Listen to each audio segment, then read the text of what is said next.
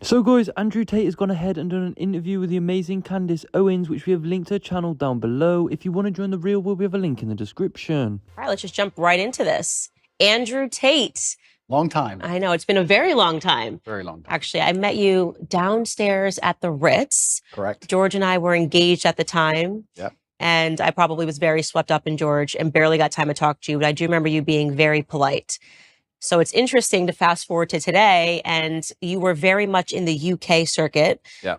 Now it seems like your celebrity is kind of really hitting the US market. They're kind of finding you for the first time, digging up a bunch of old clips, and there's a lot of pressure now on conservatives to say something really awful about you.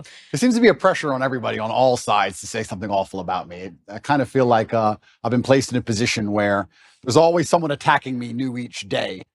But I guess I was built for it because it doesn't bother me like it should, perhaps. You seem to be doing pretty well given the circumstances. I know the truth in my heart, and I know that what I say is the truth, and I understand very well the internet and how it works. And I also think I'm perspicacious enough to understand there's certainly a degree of weaponized virtue and perhaps a degree of jealousy and perhaps a few other things that are involved in all of these attacks. I don't believe that people who sit and attack somebody for their past, especially something from so long ago, are genuinely virtuous. I don't think it's about virtue. I think it's about, well, I can get some clicks this way, or I can get some views that way, or he did the biggest interview ever, or whatever it is. There's certainly some other motivations. And I don't want to say water off a duck's back. I don't want to come across as arrogant. However, I do believe that since the dawn of human time, every single king with any kind of empire was constantly at war. And I think if you're going to become one of the most famous people on the internet, you're going to be at war. And you'd be a fool to become massively influential and then cry about the fact that you end up in constant battles. It doesn't matter if you're Napoleon or Charlemagne or Genghis Khan. There's always someone prodding the edges of your empire, trying to find weakness, see what a little bit of land they can take. And I think it's always been the same. And right now, I guess you could say, to a degree, I certainly have an empire and I'm massively influential. And there's a degree of, I wouldn't say jealousy, but there's certainly some ambitious people who are trying to damage it. I think that's what it is. So I did see a mashup clip that we're not going to show because I thought it was unfair. I will say that. Yeah. Only because there was no context provided to the clips. It was just an extract of something that you said that 10 years ago. Some of them were literally 10 years ago. Yep. Didn't know what year it was from, didn't know who you were talking to, didn't know what context it was. And I've been victimized online by something like that before, where somebody takes something abstract and says, well, this is what must be what she means, until they're provided the full context of the clip. Yeah. And I also take exception to, I think, digging back 10 years. I don't know who could survive that litmus test. I'm 34 years old today. Yeah. 10 years ago, today I speak to my audience. I talk about, they call me puritanical. I talk about, not drinking. Yeah. I think the biggest change has been becoming a mother. Yeah. And it would really be unfair if we went and found Candace at 24 years old, liberal, dancing at One Oak, and said, well, look at these clips of Candace Owens. Fortunately, I had no cameras in my face 10 years ago. Yeah. You somehow did. So I think it's a bit unfair. I also think that some of the critique that is coming your way is coming from people who are well-intentioned, like they actually don't perceive, maybe perhaps, okay, this is 10 years ago, what the context is, has he changed since? So I will ask the question, and we are going to get into some of those clips. You said you're an open book. Yeah. How have you transformed? And I've seen changes just, I think, in the last 5 years. Yep. Who are you today? How have you transformed? That's a very good question. It's also very important when you talk about Candace from 10 years ago. The idea that you did something 10 years ago, which you would no longer agree with, is one thing. But the second thing, to come along to the conclusion that you now have no value to add to the world would be massively unfair, right? Everybody changes, and that's fine. I'm not the kind of person who's going to sit and apologize for his past. I believe all's well that ends well. I believe we're humans and we grow and we learn. I'd be a fool and I'd be disingenuous to sit here and pretend I was sorry for something I did in the past. And I'm not going to do that. I'm going to be very honest to everyone at home. I've talked at length for a very long time about my history and the fact I used to run a webcam business, and I don't feel guilty for that. I know that's maybe what they want from me. I don't feel sorry for that. I've never hurt anybody. It has nothing to do with my current criminal case.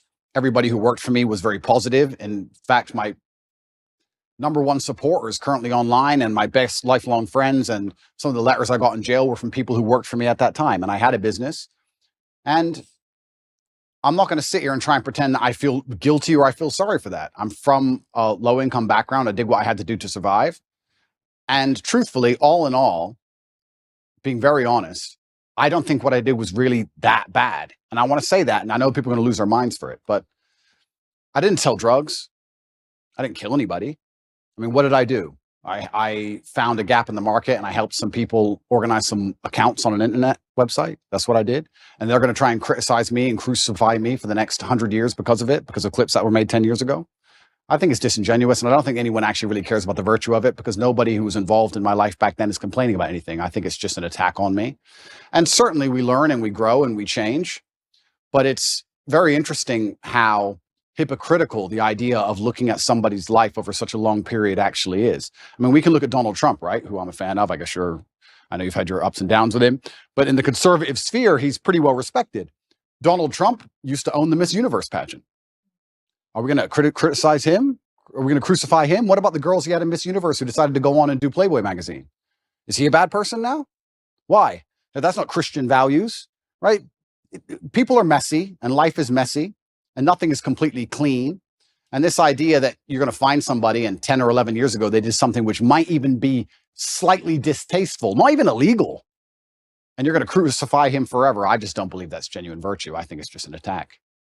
I do think what's happening right now is they are wrongly conflating you having run a webcam business, however long it was ago, to the criminal cases happening in Romania. And this is why I interjected in my voice when people were saying, he's not a conservative, he's not a Christian. I don't understand why Christians are giving him a platform. And I'm very sorry to interrupt. I'm very sorry to interrupt you. But yeah, I will say right now, I would never consider myself a conservative from that standpoint. Right. I'm a rational actor. I'm a reasonable person. I'm intelligent. I use my brain. And I guess that makes me align with many conservative issues overall, because the other side have lost their minds. I don't wake up and stand there as a conservative figure. I don't consider myself a conservative figure. I've just ended up aligning with them on a lot of core issues because I'm a forward-thinking, rational person. But I'm certainly not a I don't stand up and say, hey, I'm a conservative. I'm not interested in whether the conservative want to embrace me from that perspective or not. I have no interest in that. I wasn't even particularly political until my recent debacle, where I realized a lot of things about the world and how avoiding politics will not save you, unfortunately. Yeah, that's one of the things I pointed out. I said, he's never said he was conservative. Why are we? He is not identifying as a Christian. So why are we suddenly using that as whether or not a Christian, a conservative, can put him on a platform and talk about something that is relevant? And something that is relevant is whether or not you are being wrongly or unfairly persecuted by a government. Yeah. I have spoken on my platform after examining the charges against Harvey Weinstein. He's clearly not a conservative. He's about as far left as it really gets. Yeah. But that doesn't mean that I don't have an interest in whether or not he's guilty or not guilty, and whether or not he was persecuted because of a overtly political movement like Me Too. So I do not like that these things are being conflated, but I want to park that aside, because we are going to get into your case, and just stick with what you just said about the webcam business. So you say you don't have any guilt for it. I'm not sorry. I don't operate in that frame. I don't think it's an intelligent way for a man to go through life to say, I'm sorry. At a younger age, I did the best I could possibly do, and I did the best I believed at the time. And you grow from it and you learn. And perhaps there's times in your life where you look back and think, well, maybe I would have done this differently, because hindsight's always 20/20. But every rapper sold drugs. Like, you get to a certain stage in your career where you no longer sell drugs and you don't do it anymore, but that's part of the life journey, and life's messy. And I'm not going to sit here and apologize to any conservative who wants to sit me down and try and give me some moral high ground garbage. I'm not going to listen to it. I had a very rough upbringing, a very tough life, and it could have been so much worse in so many ways. I've done nothing illegal. I've never hurt anybody.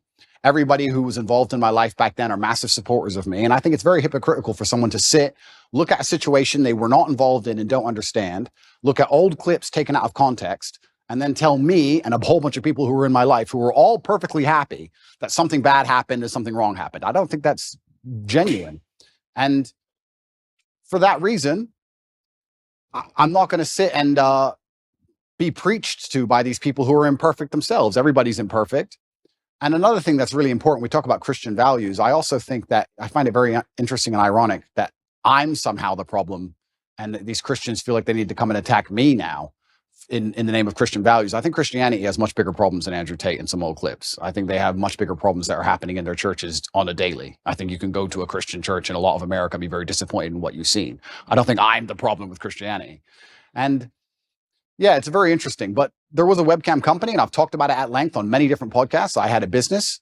Many girls on there were perfectly fully clothed and would paint pictures or sing and dance and laugh. I've talked about this at length. I've had nothing to do with it for 10 or 11 years, and nobody was ever hurt. And I am not sorry for it. I don't see why I should be. Okay. So the way that I read you, and you can definitely let me know if I'm wrong, obviously, because you are you, is that people that don't come from a lot, me and you, Yeah.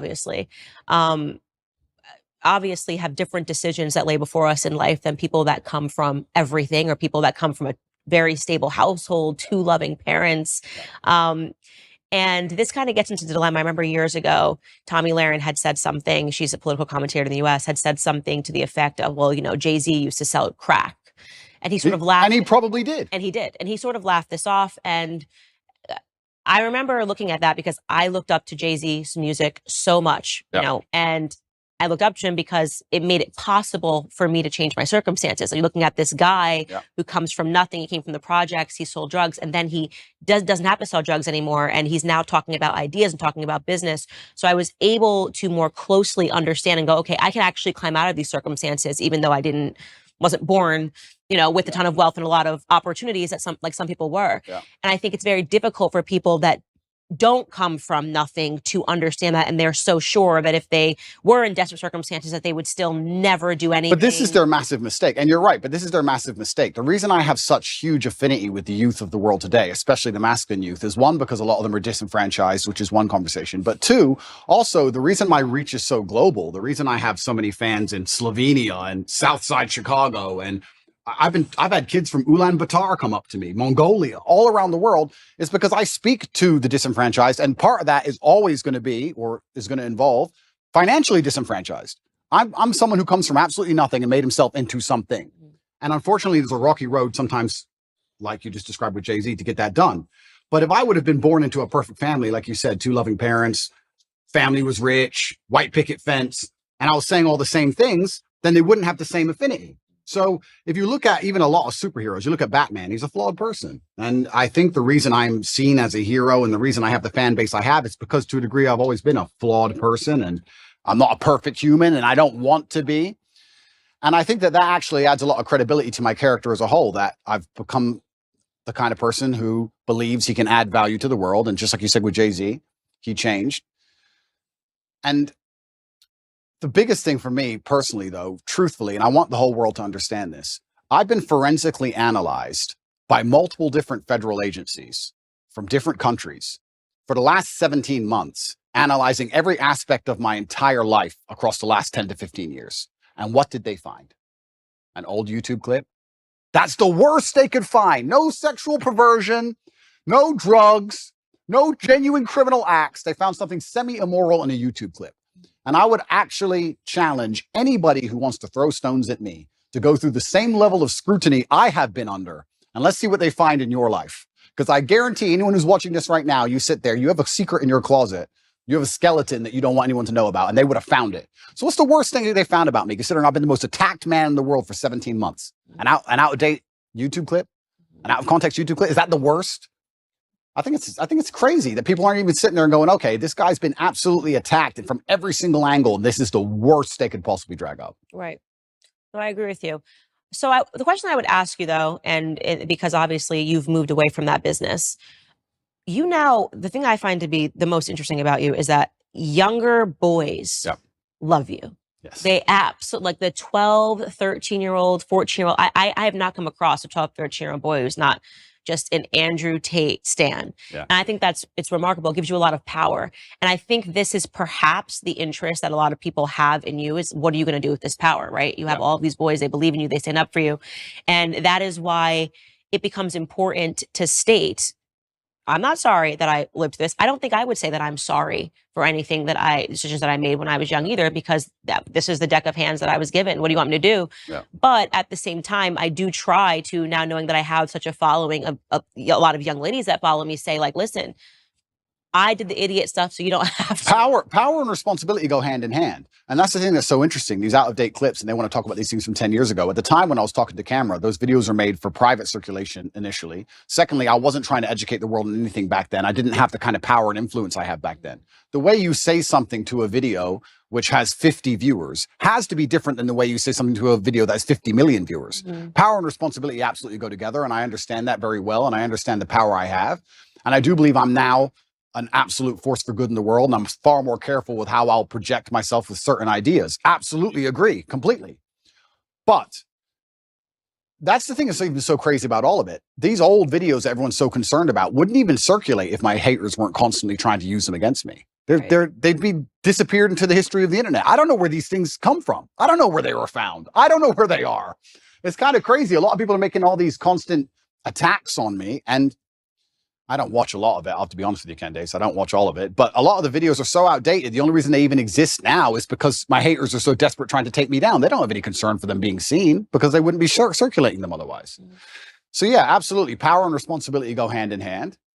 And I do believe that I now have a huge platform, and with young boys, they're exceptionally interested in my case. I do believe to a degree I'm an anti-hero. I do believe to a degree that the harder I'm attacked, the more credibility is given to me in the eyes of my fans. I think that they see, everyone's out to get this guy. Everyone was out to get Batman. This kind of feels that way. And I do try and lead everyone down a good path and say extremely positive things. And I don't think anybody is finding any clips from the last 5 to 6 years which have anything negative in them. Right. I think you've changed. That's why I say over the last 5 years, I think there's been a seismic shift. And speaking to boys, the younger boys, I think one of the things that they're really suffering from, I get tons of responses rather unexpectedly whenever I talk about the topic of pornography on my show. And it's one of those things that, again, if you found Candace 10 years ago and you asked me about pornography, and by the way, this was actually implanted into my head from a health school, like from health education, where they would say pornography is healthy, people should watch pornography, people should engage in pornography, it's okay if you're in a relationship for you to watch pornography. And then I had a huge wake-up call when I spoke to Tim Ballard, he runs Operation Underground, and then I realized how closely pornography is related to human sex trafficking.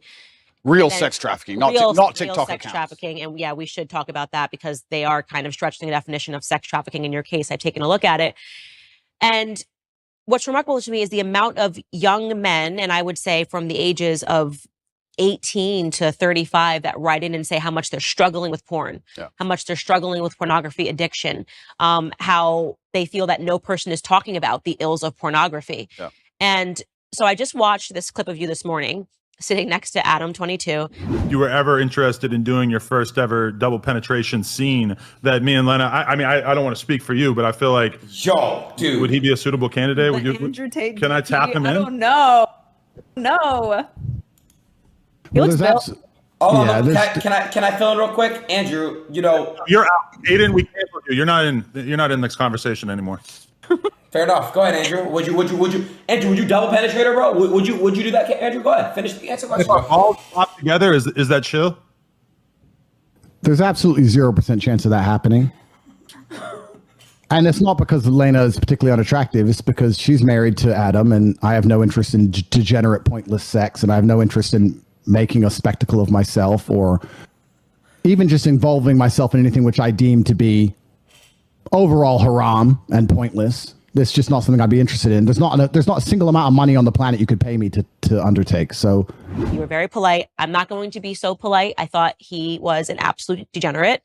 And I mean that. The idea of having a woman making the vows that you make in marriage and literally offering her body as he did to you was a form of degeneracy. And you were being very nice and measured. And I think that for that moment, that was the best thing that you possibly could have done because she looked quite vulnerable. Yeah. Lena, I think is her name. Yeah.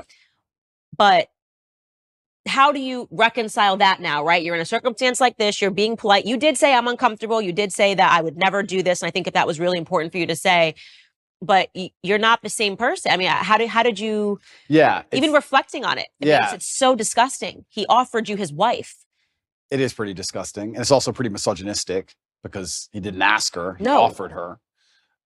I felt sorry for her, so I was very measured with my conversation with them because I felt sorry for her. I could tell she was nervous. She was swinging on the chair back and forth. She didn't want to be there. She felt extremely nervous. And I think that only a coward would berate a very nervous, very scared woman, even if she did something which I personally disagree with, even if I think Adam is personally, he doesn't align with my morals, because she was so nervous and because she was so almost afraid she looked. Mm-hmm. And I think she expected me to go at her hard.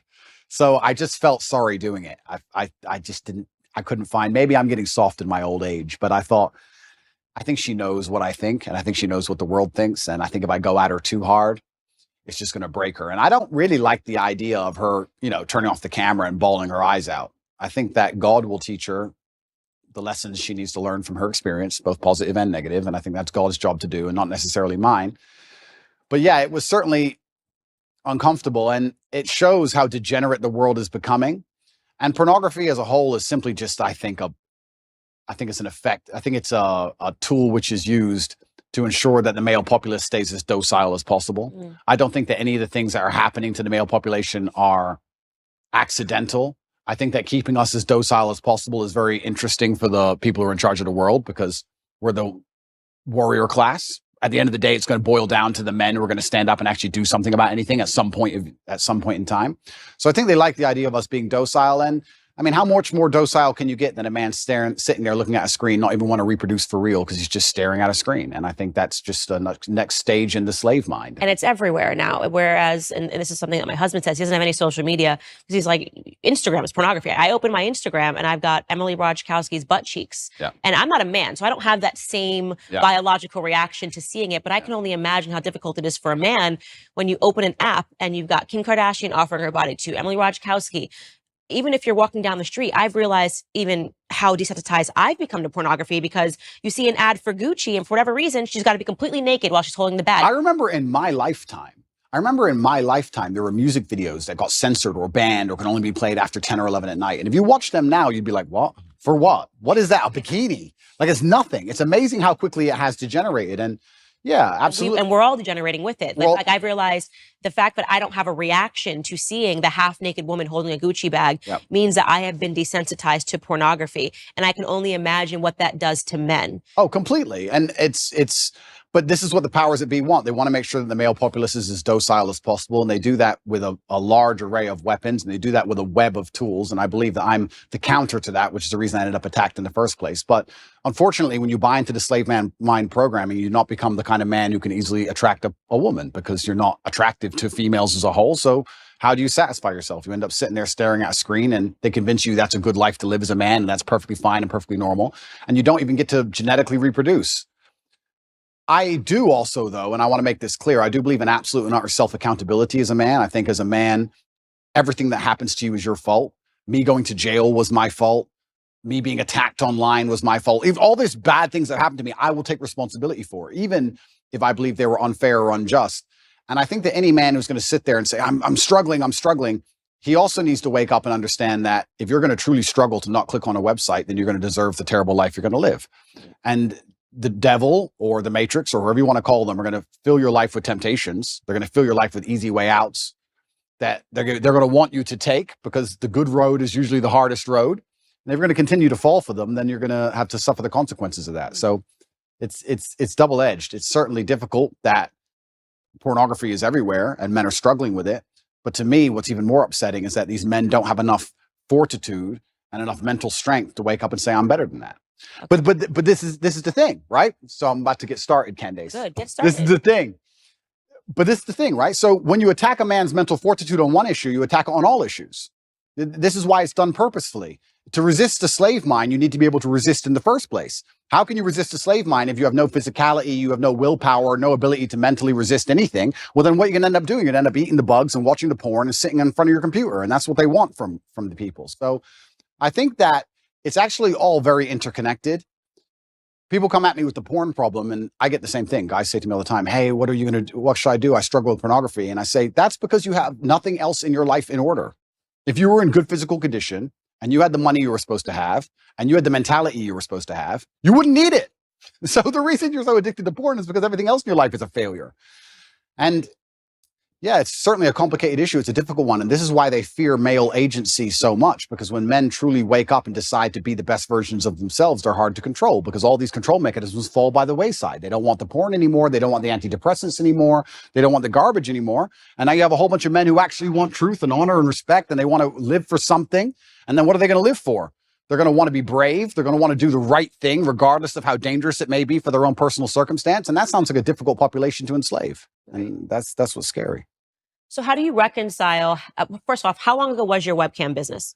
Yeah, so I stopped having any involvement with it. I think 8 to 9 years ago, I stopped. It was a long time ago. It was at the early stages of the internet. And I'll explain it one more time for people. I've explained it already at length, but I'll explain it from the beginning. I had a company. I was fighting at the time.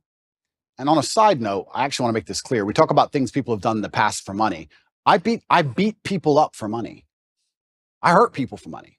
I don't often tell people this, and I think it's the first interview I've mentioned it in. There's a person who can never walk the same again because he fought me. I've had 87 professional fights, and I did my best to kill people. You're going to sit here and talk about what I did for money. I literally hurt people for money. And so I'm not a perfect person. I'm not sorry for my kickboxing career or my cage fights. I'm not sorry for any of it. I had bare knuckle fights. I'm not sorry for any of them, right? I was a person who had to pay the bills. I lived the life I lived. I used the tools I had. And I ended up opening a webcam company where girls would sit on a laptop and they would talk to guys on the internet for money. That's what they would do. The girls would sit there fully clothed or a bikini. Some of them would paint pictures. Some of them would sing songs. It's very similar to Twitch is now. Twitch is almost more sexual than the sexual websites were back then. I helped the girls set up accounts. We worked together. I helped them become as popular as possible.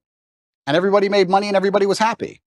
And nobody is complaining about it. Nobody's upset about it. None of the girls who worked for me are upset about it. The government aren't after me for it. It's perfectly legal. Nothing's wrong with it.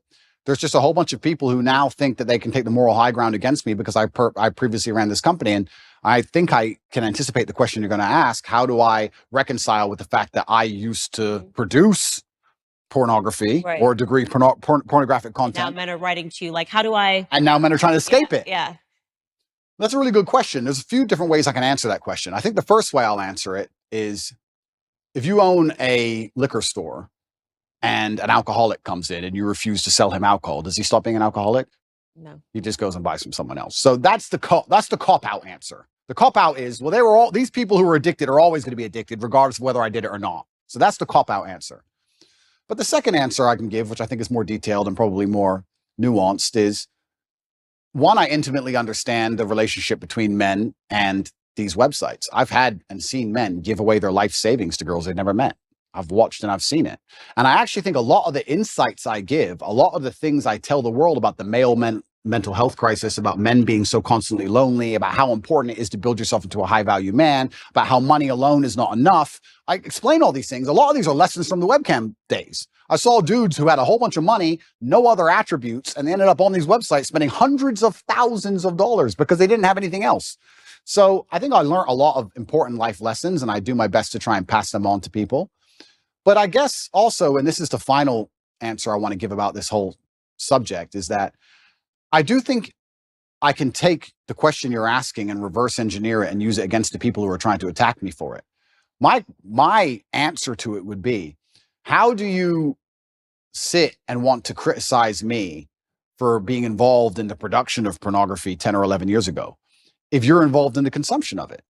Because you're creating a market for it. So anybody who wants to sit and say that I did things wrong, that's fine. You're allowed to throw stones. But if you're in a glass house, if you have ever signed up to an OnlyFans account, if you have Instagram, if you're following these models on Instagram who you don't know, who are showing their tits and ass all day, if you've watched porn, if you fancy or think some beautiful woman on a movie, if you're going to live in lust yourself and you're funding this entire industry, you're downstream, you're at the bottom of it. How can you then take the moral high ground on the person who's producing it? That doesn't make sense to me. So if you've totally abstained from pornography your entire life and you've never looked at it ever, and you've never been involved with it ever, and you're a perfect person and you want to come along and say what I did was wrong, that's fine. But I don't think most people who are complaining can even say that. I don't think they can. And I will once again state this, and I state this as a matter of almost fact. The level of investigation I've gone under, the level of forensic investigation my life has been submitted to, most people don't understand. Most people have never been through what I've been through. They've not had their entire life forensically analyzed, every word they've ever said, everyone they've ever spoken to, every WhatsApp chat, everything, head to toe by federal agencies for the last 10 years. And the most they come up with is that I ran a webcam company, which I've already admitted to. That's it. Take these people who criticize me and see how many porn websites they've been on. Get their laptops, see the they've Googled, see who they've spoken to. Like, it's all massively hypocritical. I do understand that some people would hear that and go, oh, you know, he's a bad person, etc. I don't think I was a bad person. I never hurt anybody. I think I could have done much worse things. I know many people from my circumstances who did many things worse than what I did.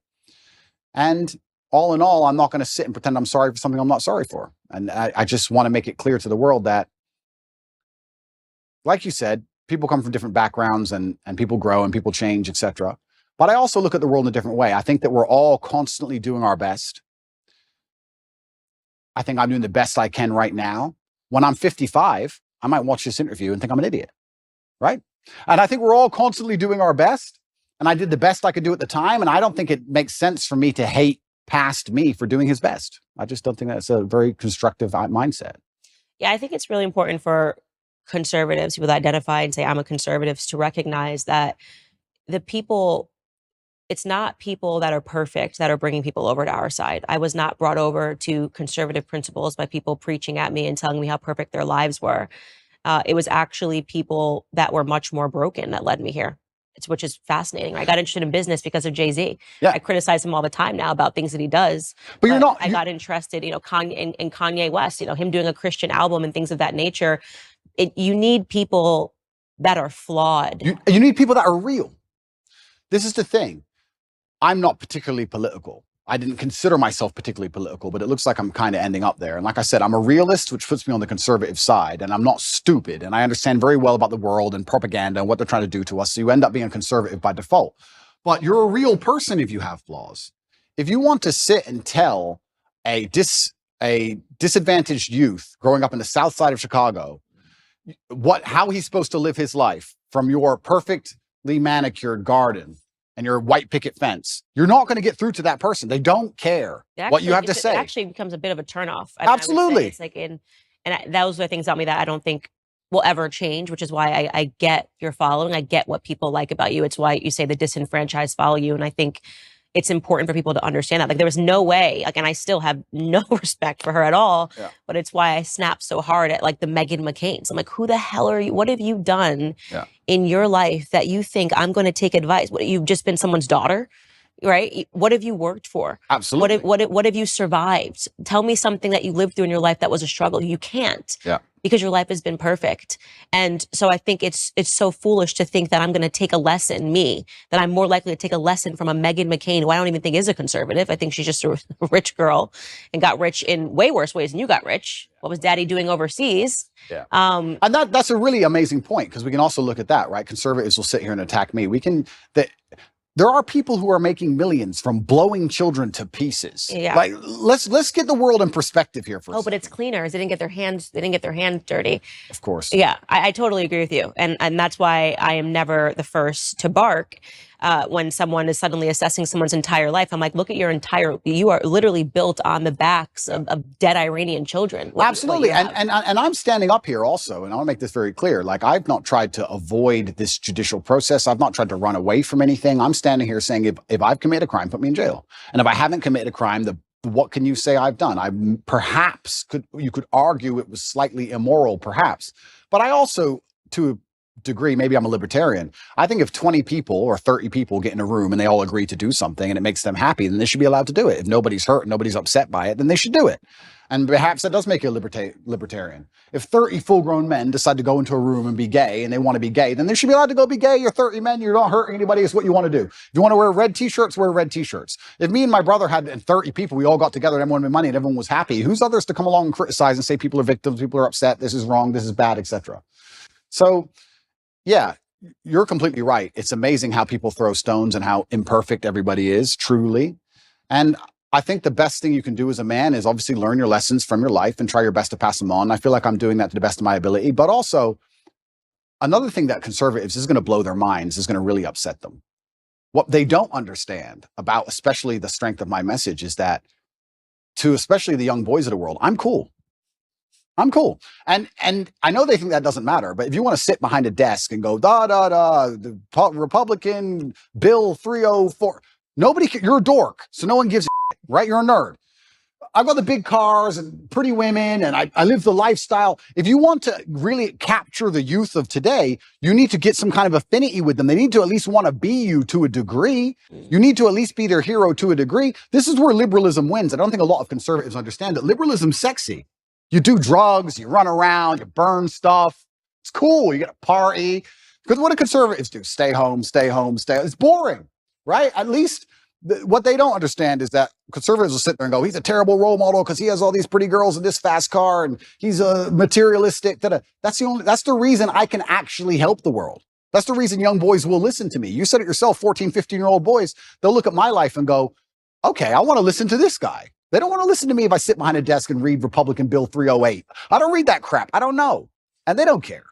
I agree with you. I mean, I think one of the criticisms that I faced was that I care too much about culture on my podcast. I'm like, culture is interesting. Culture is what is changing minds and changing hearts. 100%. So if you don't want to compete with liberals in the cultural space, then what are we doing this for? 100%. Right? What do you think the young kids, do you really think that they're, like you said, following a Senate bill that just hit the desk? Or do you think that how you convey that to them and how you're talking about ideas actually matters and culture matters? And it's something that conservatives gave up many years ago. And they wonder why they lose. And then we call it... Trump was cultural. Trump was cultural. Yeah. Trump was fake news. Yeah. Trump was a hero. And to be a hero, you have to be attacked and you have to be an imperfect person. And that's the reality of the world. And culture is super important. And you're right in regards to conservatives giving up. I'm trying to think of conservative culture now. I mean, I like to think that we're making degeneracy unpopular. I like to think that there are some good voices out there that is making God cool again. I actually like to believe the pendulum is swinging. I do believe it. And I see it online. And it's a combination of so many small things coming together almost in perfect timing. But it is cultural. You need a cultural shift that moves away from this insanity. And you're right. If you just want to sit there and just preach, nobody's going to be interested in it. And I also think that especially in the masculine realm, I can't talk for being a woman, but I can talk for being a man. In the masculine realm, we certainly like to see people lead by absolute and utter example, because traditionally we would be following our commander or the man we respected into war. So we'd like to know he can at least fight. You like to see he's at least brave. You like to see him lead by example.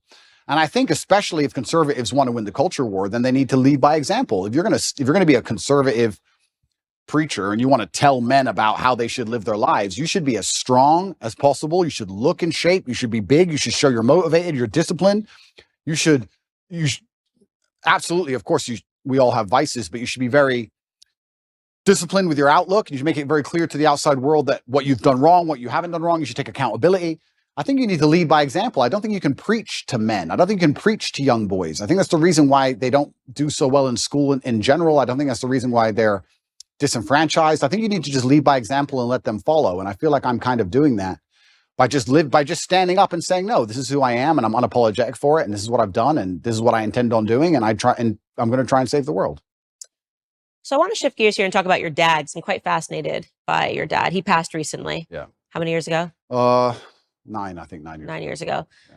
But wow, just wasn't at all what I was expecting. A chess champ, served the country. His name was Emery. Yeah.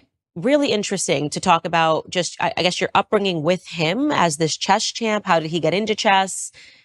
Yeah, I do believe I had the best father on the planet. A lot of the things I regurgitate are regurgitated from him. A lot of the things I say, he literally said to me line for line. I believe that he was very morbid in his approach to life, and he wanted me to understand that he will not be here forever. And he wanted me to understand that when he is gone, I had a duty to fulfill. He talked about dying a lot, which I guess is kind of unusual, but he would, even though he was relatively young. He died when he was 58.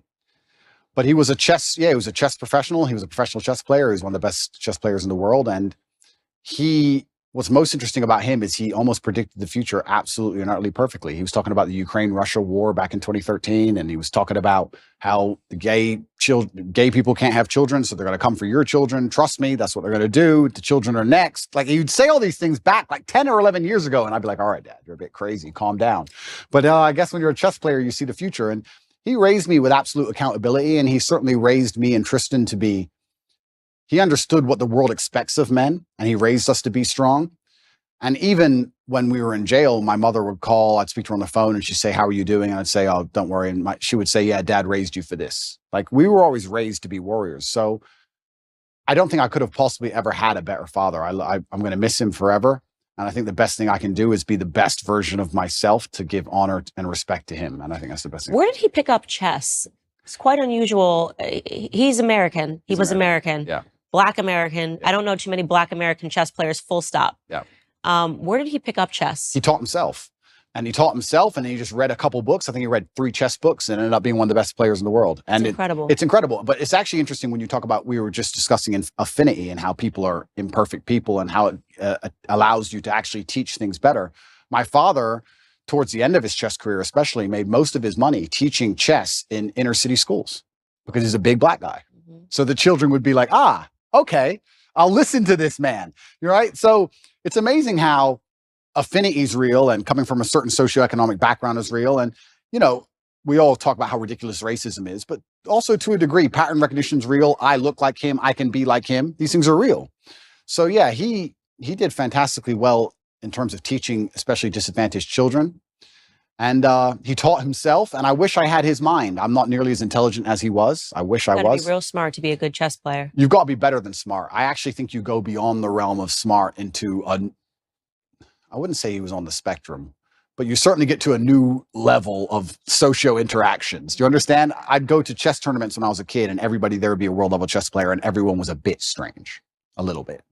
I don't know if it's like that anymore. I see the chess community's now moved online. There's a lot of them playing online, and they seem a lot more normal than the grandmasters I remembered. I remembered old grandmasters, half drunk, ex-KGB, shaking at the board. Yeah, like it was a bit different back then. But yeah, I wish I had his level of intellect. He was certainly the smartest person I've ever known. And even when he died, I got endless emails from people I'd never heard of who just said, I worked with your dad, and I don't think you understand how smart he was. He served America, yeah? He served America. He was in the Air Force, and he was a linguist for the CIA. He joined the Air Force. He ended up being a linguist for the intelligence. What other languages did he speak? He spoke Russian, German, Spanish, and English. But officially, he was supposed to speak Russian. He assimilated Russian in 2 weeks. I think he holds the Air Force record.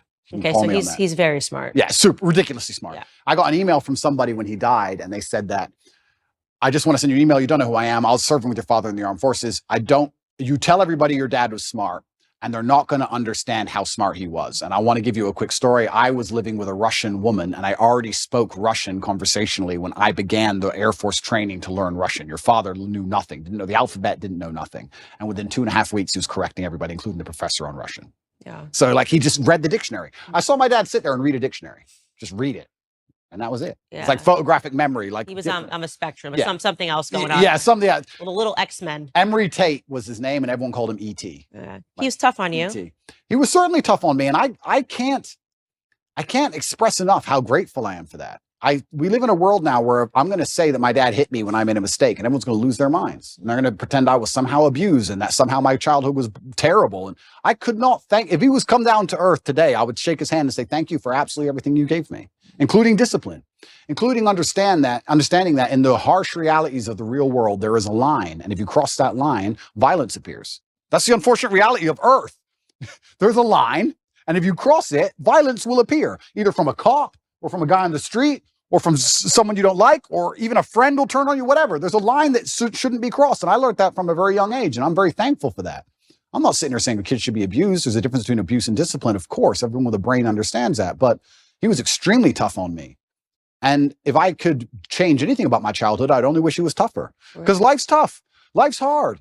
And I think that the best thing you can possibly do as a man is prepare for the endless difficulty that's going to come your way. There's no way out as a man. You're either going to have a very difficult life to become somebody important, or you're going to suffer the difficulty of being invisible. What do you want to do? You want to be invisible and just hide and work in Starbucks and never have a girlfriend who truly loves you and nobody care if you live or die? Or do you want to go out there and be top G and be the most famous man in the world and have government agencies trying to lock you up for no reason, putting you in a dungeon? You have to make a choice. It's going to be difficult either way. So I think if you have a son and you're not preparing him for absolute difficulty, you're doing him a disservice. I think that's what has to happen as a man. And I've said this many times before, but I'm going to say it again. I don't think many people understand exactly how competitive the masculine world is. Men are constantly in competition with each other. We always have been. We used to go to war and fight and kill each other. I guess in some places we still do. Maybe that's calmed down a little bit. But in the masculine world of today, everybody is constantly competing for everything. The car that you want, other people want. The woman you want, other people want. The house you want, other people want. You're competing to have all of it. And how do you do that? You do that through status and money and influence and power. It's war. I don't think many women realize that when two men even meet each other for the first time, it's like an unspoken, maybe tiny bit at the back of the mind. There's a tiny analysis of, could I fight this man? Yes. That's real. It's super real. You go up and say, hello. He's more than a one-punch issue. It's it. Oh, he's one punch. He's one punch. He's 3 or 4. That's the reality of the masculine world, because we've evolved, if you believe in evolution, but my views are mixed, but we've evolved to be in this position where we're constantly analyzing possible threats and we're constantly analyzing people who perhaps are on our team or snakes, etc. And I think that not many people understand exactly how brutally competitive the masculine world is. And I think the worst thing you can do for a son is just to raise him in a bubble. My dad, I'll say it here, people lose their minds. My dad used to just randomly push me over. I'd be like 3. You just not hard, but just get up, boy. Okay. And mom would be like, why are you doing that, son? He's like, you get pushed over. That's life. My mom hated that she did that to me. But yeah, I can give him nothing but praise. I'm really so thankful I had the upbringing I had. Do you think he's proud of you? I'm certain he's proud of me.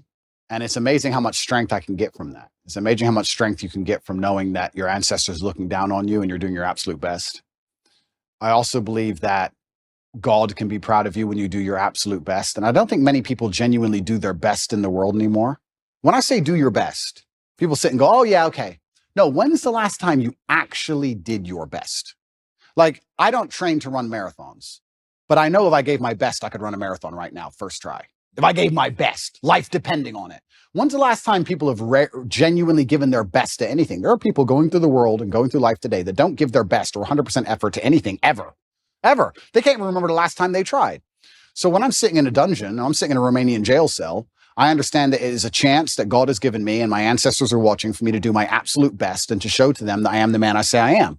You can't become the most famous man in the world for mental resilience and God not test your mental resilience. I think that would be a very amateur way to view the world, that you can now become one of the most famous men in the world who talks about mental discipline and mental resilience and God's not going to test it. I think God's going to come along and say, okay, you want to be Mr. Famous. All right, let's see what you have.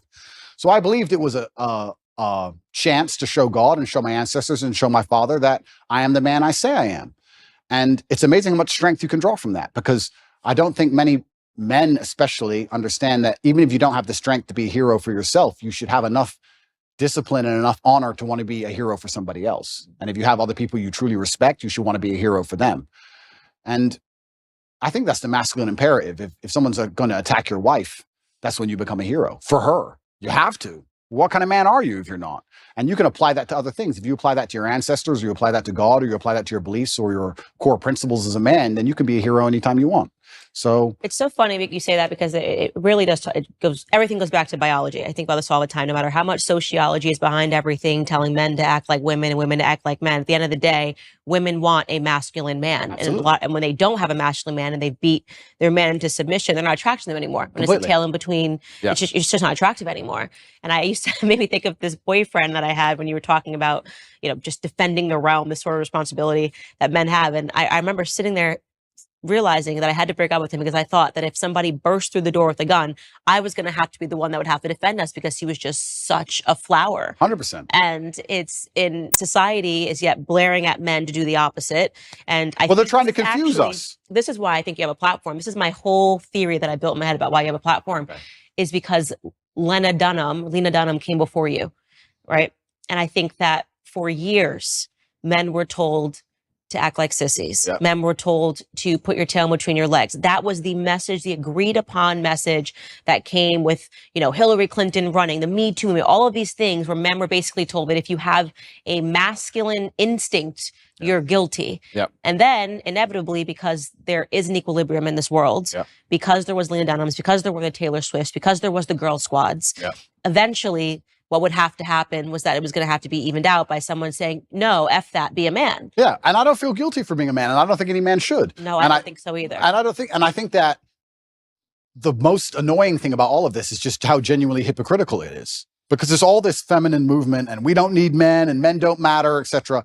That's music too, men ain't the whole, it's a agreed upon message that men suck. Absolutely. And it's only in the most favorable possible circumstances where females will say that. And that's what's so disingenuous about it, because as soon as things actually begin to get hard, the closer we get to the realities of life, the closer we get to the unfortunate circumstances of the world, and they exist in many places, the faster you'll see people look for traditional masculinity to protect them.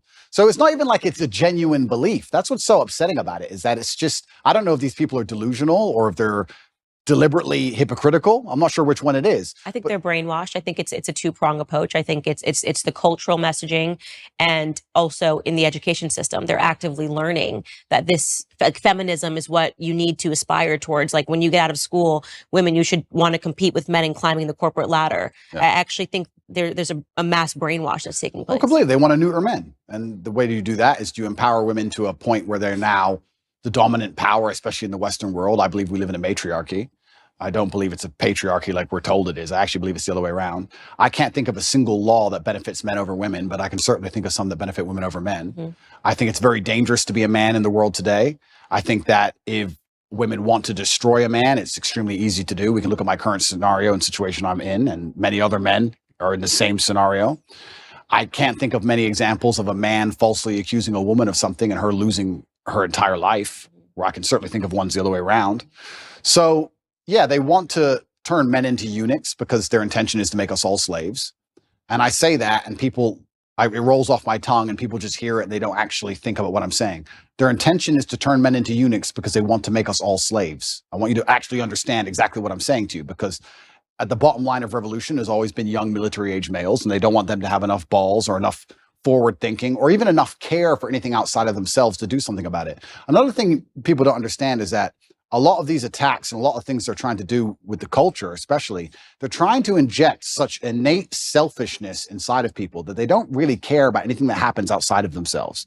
Because then it's very difficult to give a shit about your community. It's very difficult to have any kind of genuine care about your town or your country or an issue. No, they just want you to be self-absorbed, semi-depressed, because depressed people don't fight that hard, watching porn, living inside of your own mind, convinced that somehow you're oppressed for some reason, on the internet typing tweets. That's what they want you to do. And they're going to try and keep you there. And genuine masculinity, yeah, to a degree it's protective, and to a degree also it has parameters. You can't be a man who doesn't say no. You can't be a man who doesn't have standards for himself and for people around him. I've got labeled as ultra misogynistic because I believe that a man should have standards in his relationship. I believe a man should avoid dishonest people, male and female. You should avoid, if you're a dishonest person, if you lie, if you're going to deceive me, it doesn't matter if you're a man or a woman. I don't want to have anything to do with you. I was sitting talking on a panel show saying that women who are dishonest and promiscuous are not the kind of woman I'd ever want to associate with. And I was labeled misogynistic for that. So it's crazy how they'll attack you, and they'll attack you so violently and so endlessly and repeat it so many times in a bid to beat your soul down. That's what they want, especially from me. I truly believe I'm the number one prize for them to get. If they can get me to just give up. If we can get Andrew Tate to just give up, being a man's bad. Come on, Andrew, say it. And it's like, it's dangerous, one thing, but it's actually genuinely also sad. When I analyze the situation in the world we're in today, part of me feels sad that we've ended up in this place where the people who are in charge are so evil and their plans are so heinous and the consequences so dire that they know they can only implement them if they genuinely remove the warrior spirit from every man on the planet. Yeah. It's kind of sad. And the warrior spirit is really important. And it's something that I speak about a lot, that men need to go be men. Even in the capacity of my marriage, my husband needs his guy time. I need my girl time. Yep. The masculine and feminine, it's very important. The fact that my husband hunts and shoots and does these things, that's very attractive to me. Yep. To know that if the grocery store is faded away, that he could go catch dinner. Absolutely. You know what I mean? That he knows how to skin an animal. Absolutely. And they poison that. Look at the hunters. Look at the way they view hunters. They look at people in the South. Yep. This is why they know how to ranch. They know how to farm. They know how to survive on their own, which is why they start to poison that mentality, which is why I think it's really important that you're speaking to young men about why it is okay to be a man, giving them permission to be a man in a capacity that I can't give them that permission. In the same way that I try to give women the position to know that don't allow them to delude you to believing that this is femininity. It is not femininity, Lena, to have your husband offer your body to another man on camera. That's the poisoning. They teach women that this is sexual freedom, that this is sexual liberation. Yeah. I looked at that and I saw a slave relationship. I saw a master offering his slave to another person because he was just so, I just love Andrew Tate. Would you like to see with my wife? I would be okay with that. That is horrific. That is not femininity. That is not masculinity. Correct. I absolutely agree with you on that point. You're totally right there. And I think that's probably one of the most misogynistic things that have happened on the internet in recent times, but perhaps they're on the right side of the political spectrum. I don't know which side they're on, but if they're on the correct side, you seem to get away with things. But it's very interesting what you're saying about your husband and fishing and hunting and stuff. I completely agree with you. And there's another thing about masculinity as a whole that I don't think that a lot of people want to address, but it's something that's certainly large in terms of my following. Because if we break down, if anyone's watching this now and they're trying to understand why is Andrew Tate so popular, well, I believe I speak to the base instincts of Base instincts. 100%. base instincts. And one of the base instincts also for men, I don't think a lot of people understand, is to a degree is peacocking and showing off to a degree. And I do that fantastically. But it is. And if you look at men of old, and they used to conquer, and they'd wear a feather from the man they killed, or a piece of gold they stole. There was always that degree of flexing, showing off. And I think it's being unapologetically masculine and saying, yeah, I'm a big, successful man, and I can afford all this stuff, and this is who I am, and I've worked my ass off, and this is what I have, and I'm not sorry about it, and I'm dedicated, and I'm hardworking, and no, I'm not. I don't feel like I should have to cower or hide or apologize to the world for any of these things. And I think that's the reason why a lot of men find affinity in my message. And you're right. Baseline masculinity is being attacked, and women naturally don't find it attractive to find a man who's not that way anyway. But baseline masculinity is being attacked because they want you absolutely not dependent on the government, so that the government can decide whether you eat that day. And I don't want to be a pessimist, but I still think in many ways, almost with technological advances, it's going to be very difficult to resist. I think it's actually scary. I don't know how the world's going to be in 100 years from now, but I don't know if there's going to be much freedom left. I don't know about you, but when I look at the things they're doing with CBDCs and electric cars and the way the currency is going to change, it's going to be very difficult to resist without literally starving to death. So I don't know what's going to come. So learn to farm. Learn to farm. Hunt, that's learn right. To shoot. Don't let them convince you that's somehow racist and sexist and backwards and veganism. Like, you better learn to do all of those things. Because we need men now more than ever, right? Yeah. And also I do believe, and this is going to get me called misogynistic, but I'm going to say it anyway, I do believe we need masculinity, especially in the households, because I believe that women are more emotionally led and men are more logically led. It's true. And I think that the propaganda machine and the news machine primarily uses emotional arguments as opposed to logical arguments. And women fall for the emotional arguments. So if you have a woman who's in charge of the household and her man can't resist her commands, and they put on the news, be afraid, COVID's going to kill everybody. She gets afraid. Now you have a whole household of people with masks on, 8 vaccines, and down the insanity hole. Whereas a man with logic would sit there and do exactly what I did and say, look, all right, let's calm down for 2 minutes. Let's just wait, because the news lies. So let's just wait till Wednesday before we start taking injections. Let's chill. So I think also masculinity is needed, because what they're going to do when they try and make us all slaves, they're going to use emotional arguments. And they're going to come along with, I was talking about COVID with someone the other day, and we were saying how insane it all was. And I said, imagine how insane something like COVID will be once the police force are robotic. Imagine once it's all AI, no mask, done. Like, at least in certain countries, and I know because I traveled the entire world doing COVID, I'll say here publicly on the internet, I broke every single COVID rule. I broke every single lockdown restriction. I broke all of them. Every single one. Never listened to any of them. I broke more. It's a competition. Yeah, so if it's a competition, I broke more. You sure? And from day one, I was like, absolutely not. I didn't even let people that were wearing masks into my house. I was like, my baby will not look up and see somebody wearing a mask in his crib. That's scary. Yeah. Looking like Bane looks over his crib. Like, that's just not happening. Amazing. But yeah, I mean, me and my brother, we moved to Sweden. We resist the COVID thing from the absolute beginning. We tried our best because Sweden was completely wide open. Absolute insanity. But yeah, even the COVID thing, if you look at it, the emotional argument that was used and how they controlled the world, and they're going to use emotional arguments to control us with everything. I talk about the police force being AI. What they're going to eventually do is say, cops shoot people, humans make mistakes, cops are racist. We're going to give you robot cops that never make mistakes, because cops are racist and cops can make mistakes, but these robots never make mistakes ever. And then once all the police force are completely robotic and they've removed all our weapons, you think something like COVID 2.0 isn't coming? You think you're not going to be locked in your house? You think they're just going to let you live in peace and walk around outside? Are you an idiot? And they're going to do all of this with emotional arguments. They're not That's why they want a matriarchy. Absolutely, because with a matriarchy, you can affect it with emotionality. You can sit there and say, the planet is dying. Don't you care about the trees? Give us all your money. And people will sit there and go, oh, yeah, I do feel bad about the planet. Okay, it's just an extra 18% tax. And they can fall for it. So emotional arguments are how you get your way with anything. If you give me somebody, if you put somebody in front of me, I can convince with an emotional argument. I can convince them almost anything. Almost anything. Logic is much harder to do. So we need masculinity even in the household. And I'm just talking about baseline masculinity of just the logic and the rock solid self-assurance to sit there and say, no, I'm in charge of this house. Let's all just calm down. Well, let's not get emotionally led by this news channel. And let's be very smart about what we do and how we react to things. And that's why it's under attack. And I think I talk about revolutions and I talk about men being the military age males who are going to eventually stand up, etc. But I'm not be doomsdays about anything. I don't want to get arrested for any accusations.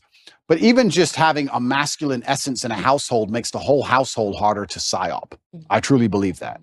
And I can just think of COVID, and I use it as an example because it's the most recent large psyop they've attempted on us, where the amount of people I saved personally, I must have saved 200 people's lives from that vaccine. Me personally, just because me as a man, they'd come to me and go, I want to travel. And I'd say, listen, I don't even have time to explain to you, but have I ever been wrong? No, don't get it. Okay. A year later, they're like, I'm so glad I didn't get that. I'm like, I told you. Like, it's amazing, like what a masculine essence can do. So that's another reason it's under attack, because if they can remove the masculine essence from society, well, now you have a society. Imagine a society where you can control purely with emotional arguments. We're almost there. We are in a matriarchy, and this is why they accuse me of being an internalized misogynist, because I'm able to think through and acknowledge the flaws of what happens in society when women get power. And if you want to know what happens, look around you. Women fall for emotional arguments the entire time. Show us a commercial, show us. It's so sad. And before they get to the rational aspects of it, they're already invested emotionally. And I think that virtually every societal ill that we are facing today is because of women. And I think the greatest recent example of that is the Bud Light controversy, because, trans people were just playing dress up as women, invaded every women's space, and women said, oh, but I feel bad because it's how he identifies at the inside, without thinking through the fact that you're quite literally disappearing yourselves, right? Absolutely. You're quite literally saying, I will cease existing before I let this grown man who's wearing a wig have a bad feeling. That's insane. That is a patently insane emotional conclusion to come through. Yeah. Then Dylan Mulvaney sipped one beer, and Kid Rock was out there with an AK, and Bud Light collapsed because men said absolutely not. And I give that example because women need to realize how backwards it is that it took men to stand up to say something was wrong when it was so obviously patently wrong. Yeah. Nobody cared for years until men stood up to it. So yeah, completely, because it's emotional arguments. And if we also analyze, there's certain things that women can do so much better than men. I said this the other day. I was saying to my brother had his daughter here and my niece was here. And I said, isn't it amazing? I found this amazing. I said, isn't it amazing the patience a mother has with a toddler?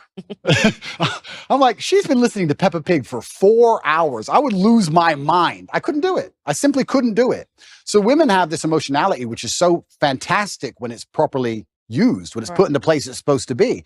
I would never drop my child off to a daycare full of men. Would you drop your 3-year-old child to a daycare run exclusively by males? No. It'd be weird. It's just something about it is weird. I wouldn't trust the men not to lose their temper with the kid. I wouldn't understand why all these men want to be around these children all day. It would be a very weird scenario. So we all understand innately our gender roles, innately on some level. So women have a fantastic superpower when it's properly used. But like everything on earth, if you have a superpower or any kind of power at all and it's put in the wrong direction, it can be destructive. Water, if it's going through a dam, can power a city. If it's not going through a dam, it's a flood. So we have all this emotionality put in the wrong direction, and now they're in positions of power or whatever, or they're controlling the culture, or they're controlling how households are run, and they can fall for these emotional traps, these very simple, basic emotional traps. It's for grandma. The most basic, dumb level. And I sit there and say, grandma's 98. 98-year-olds die. And I'm not saying she should die. I'm saying 98-year-olds get sick. Who said it was COVID? Prove it was COVID. She got the flu last year. Like, what? Have you lost your mind? But grandma. Which is funny because I think the average life expectancy is 73. So if they've made it to 92, they've done great. They've done great. Absolutely. And I said that, and people thought that was so harsh and so mean. Because there you go. Harsh, mean, emotionality. Yeah. And emotionality is used against people, which is also why they don't like stoicism. Is why when you have a man who's hard to emotionally affect, they also see him as a threat. Mm-hmm. I've had it from a lot of people. I've had some of the hate mail I've got, and I get a lot of, I probably get about 10,000 emails a day. I'd say about 9,000 of them are support and 1,000 of them are fervent weirdos. And the weirdos are like, you're a psychopath because all this is happening to you. You don't even care. It's like, they're threatened by the fact that I'm stoic. They're threatened by the fact that I won't cry and lose my mind over it. They're like, oh, he has emotional control. He's a threat, because then they can't lie to me. They can't psyop me. And they want you to be emotionally incontinent. And this is another thing they're teaching men. They're teaching men to act out your feelings. Well, why are they doing that? Because that makes you an emotional person and you're easier to control. They don't care that that damages society by extension. Because when you tell men to act out their feelings, that's why you get school shooters. That's why you get rapists. That's why you get murderers. Why does somebody murder someone? Because he's mad. He's acting out his feelings. He's not a very stoic person if he goes, I hate you, bang. Right? So they're teaching all this emotional incontinence in men, trying to pretend they care about society. It's destroying society in real time. They have no interest in actually preserving anything that's important about masculinity. And the only reason they're doing it is because that allows them to use emotional arguments. Now they can sit and say, okay, these men act out how they feel. So let's make them angry and they might riot. And let's make them riot on this street. Let's leave some bricks on this street. You understand what I'm saying? It's all absolutely utterly done on purpose. And it's kind of amazing to me that nobody sits there and understands the best way you can rebel against the slave mind and resist the matrix is just be the kind of person who uses logic, is stoic, is emotionally controlled, is physically strong because a strong body is a strong mind, who refuses to be told or labeled as something. You can't label me as a depressed person. You can't label me as some kind of disease or some kind of personality disorder. You can't label me a color. I'm Andrew Tate. This is who I am. I work hard for my last name. I understand what's right and wrong. I'm going to do my absolute best. And that alone in and of itself is an act of rebellion against these people. Society really started going down the drain when we started getting into mental health awareness. And this is maybe one of my most controversial viewpoints, but I say it over and over on the show. Everybody needs a therapist or talking about their feelings. The truth is that every feeling you have isn't valid, doesn't need to be explored. Sometimes you just have a wacky feeling and you just let it go. And because my grandfather was such an impact on my life, strongest man that I've ever known, didn't shed a tear at my grandmother's funeral. They were together from the time he was 17 years old until her dying day. I'm certain he collapsed when he got home. Yeah, of course. But this traditional display of masculinity, in my grandfather's perspective, that a man needs to let it die in his chest, before displaying this emotion, had an impact on me. And when I see, like, I guess to give a cultural example, someone like Prince Harry, on TV, with his arms like this, breathing and showing what he learned in therapy, it makes me want to die a little. Completely. It makes me want to die a little when I see men acting like this. Completely. And that's controversial because they're supposed to say, oh my God, he's so brave. It's so stunning. Like, he's showing this side of him. Everything about Prince Harry, to me, is what a man should not be. Right? Absolutely. What you've done to your family, betraying your family, allowing a woman to assert that much control over you that you would, for profit, betray your family. I mean, everybody's got a family.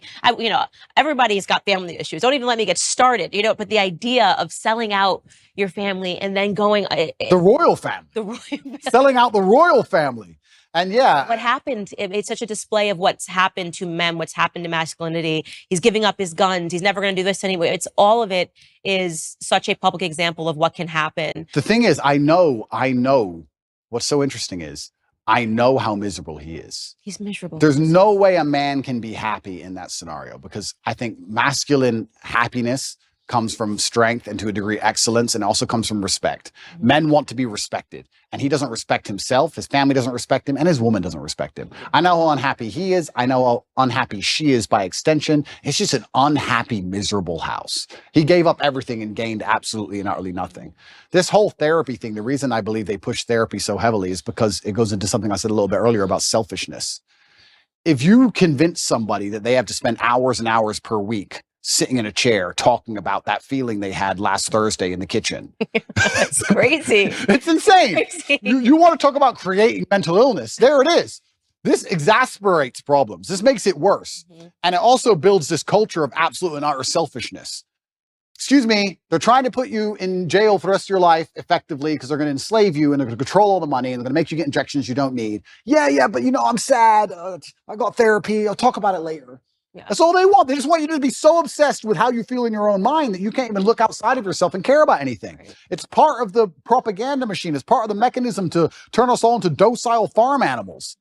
I said this to somebody the other day. They were talking about how they feel. And I said, who cares how you feel? And he goes, well, what do you mean? Well, I don't care. You're telling me I know you and I don't care. So all the people who don't know you don't care. The woman you want doesn't care. You can't go up to a chick at a bar and say, you know what? Usually I'm really charming. Today I'm a bit sad. Can you give me a pass? Can you let me off? She'll be like, go away, weirdo. The chick you want doesn't care. The job you're supposed to perform at doesn't care. If the man who wants to mug you decides to pull a machete, he doesn't care. You can't say, bro, I'm not in the mood for a fight today. Tomorrow, please. Nobody cares. So why do you care? All the people out here in the world don't care, but you're going to sit there and you're going to carry me, the only person in the world who cares. You're going to walk around telling everybody, trying to find somebody who gives a good luck. Because what's going to happen is you're going to walk around feeling sorry for yourself, trying to find somebody who cares. You might find somebody who pretends to care long enough for you to get a little bit of dopamine. But all in all, you're wasting time in a hyper-competitive world where people like me who perform regardless of how they feel are just going to perpetually bury you. And then you're going to sit there and wake up and go, why am I a loser? Well, because when Andrew was sad, he continued to perform. When Andrew was in jail, his business didn't fall apart. He was doing push-ups every day. His body didn't fall apart. Nothing about his life degraded when he was in a jail cell surrounded by cockroaches. You're in a plushy bed at home, crying about what? And you expect the male world's hyper-competitive. So you're not allowed almost as a man to put that much importance on how you feel. You don't have time to care about it because you have too much to do. This is what I find so remarkable. If I feel sad, I don't think, how do I stop myself? I need to not feel sad. I just go to work. I got stuff to do. I'm a man. I have things to do every single day. This whole therapy garbage. I can't think of a way faster to ruin your mindset and destroy your ability to resist the perils of life than going to therapy. And the overdiagnoses of everything. It's like, you have this, you have that. And then people take that as an excuse to not ever have to get better. Oh, absolutely. You know, now I can be permanent because I realize that I've got this. I went to the doctor and the doctor says that I have this. And so that's the reason why I don't respond. I've got ADHD. I think now it's like 1 in 2 people has ADHD. And that's why I'm not able to focus and do my homework or complete a task or keep going to the gym every single day. I hate it. It's the self-fulfilling prophecy. It's a self-fulfilling prophecy. And I really can't think of a quicker way to destroy your mind than go to therapy. Part of me, if I had time to waste, Candace, which I don't, because I've been on house arrest long enough, and once I'm out of here, I'm going to enjoy myself. But if I had time to waste, I would love to go to start therapy. I would love to, like, imagine me, Andrew Tate. I'm going to go to a therapist, and she's not going to know who I am, and I'm going to sit there, I'm going to do therapy, and I'm going to do a video. I might actually do this. It's actually a great idea. I might do a video after each therapy about what bullshit it was.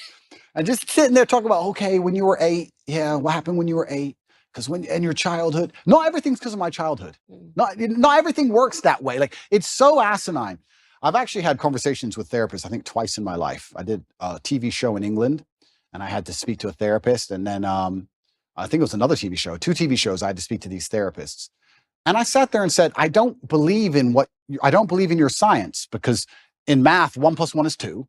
And we understand that. Whereas with what you teach, you can have a guy who doesn't drink alcohol because his dad was an alcoholic, and a guy who is an alcoholic because his dad was an alcoholic. So how can you have the same scenario and 2 completely different outcomes? She goes, oh yeah, but there's general rules we can follow. I said, then let's end the conversation. I'm not a general person. I'm exceptional. So can we just stop wasting everybody's time here? Because all your general rules don't apply to me. I'm smarter than you. What have you achieved? Goodbye. I'm a world champion. See ya. Like, it's garbage.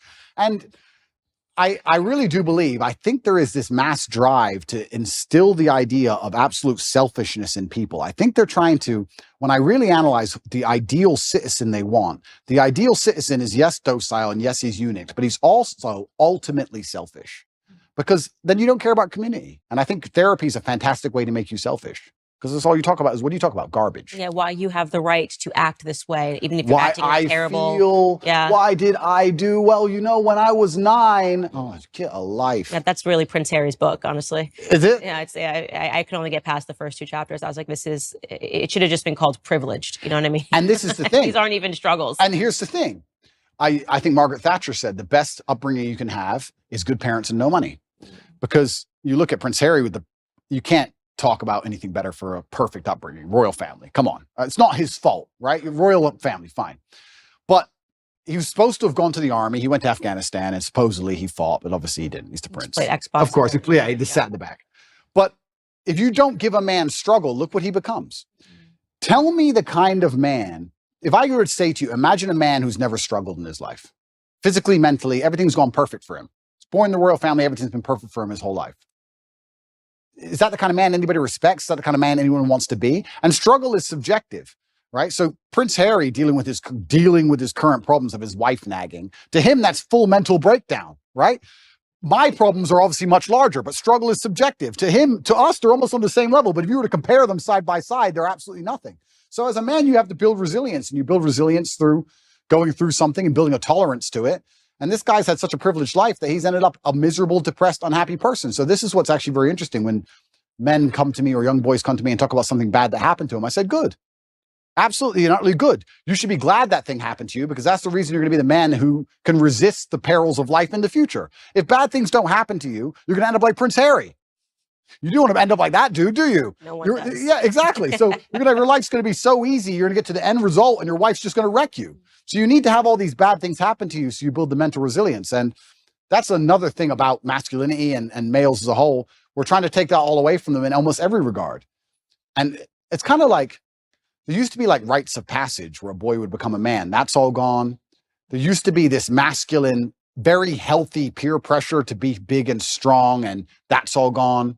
There used to be, I mean, I don't want to use the wrong words. I don't want to get attacked for it, but men used to not pick on each other, not bully each other, but hey, you can't do push-ups, you're weak. We push each other in that way, shame each other to excellence almost. We still do it to this day in this house. Tristan's bigger than me. He's 10 kilo bigger than me, 6'4". I'm 6'3". I'm smaller. He'll bench 160, 170 kilo. I can only bench like 150 kilo. He'll call me a for 3 hours. Like, that's just how we are. So I have to get up and try again. That's how men are. Women are too. And that's what I'm really against. Sorry to cut you off, but I'm super against this parenting structure where you don't want anybody's feelings to get hurt. I'm one of 3 sisters. We're a year and a half apart. We tried to kill each other. You know what I mean? All I would do is call my sister. No one has called her ugly or more. You know what I mean? I'm like, you're ugly, you're this, you're fat, da, da, da. That's actually good. Yep. You know, it makes you tougher. And when you see these only children who've never gone through anything, their parents told them they were perfect and wonderful. Yep. And I'm thinking, I wouldn't trade my childhood my sisters trying to kill each other, every single day. Life's difficult. Over a t-shirt. Yeah, and it doesn't matter how much money you have. Life is always going to be difficult. It doesn't matter how much you try and shelter your children, how rich you are, what family they're born into. Life is going to be difficult. And if there is no struggle in their life, they're going to find struggle, or something that shouldn't be a struggle will become a struggle for them because their life has been so sheltered, and life is hard.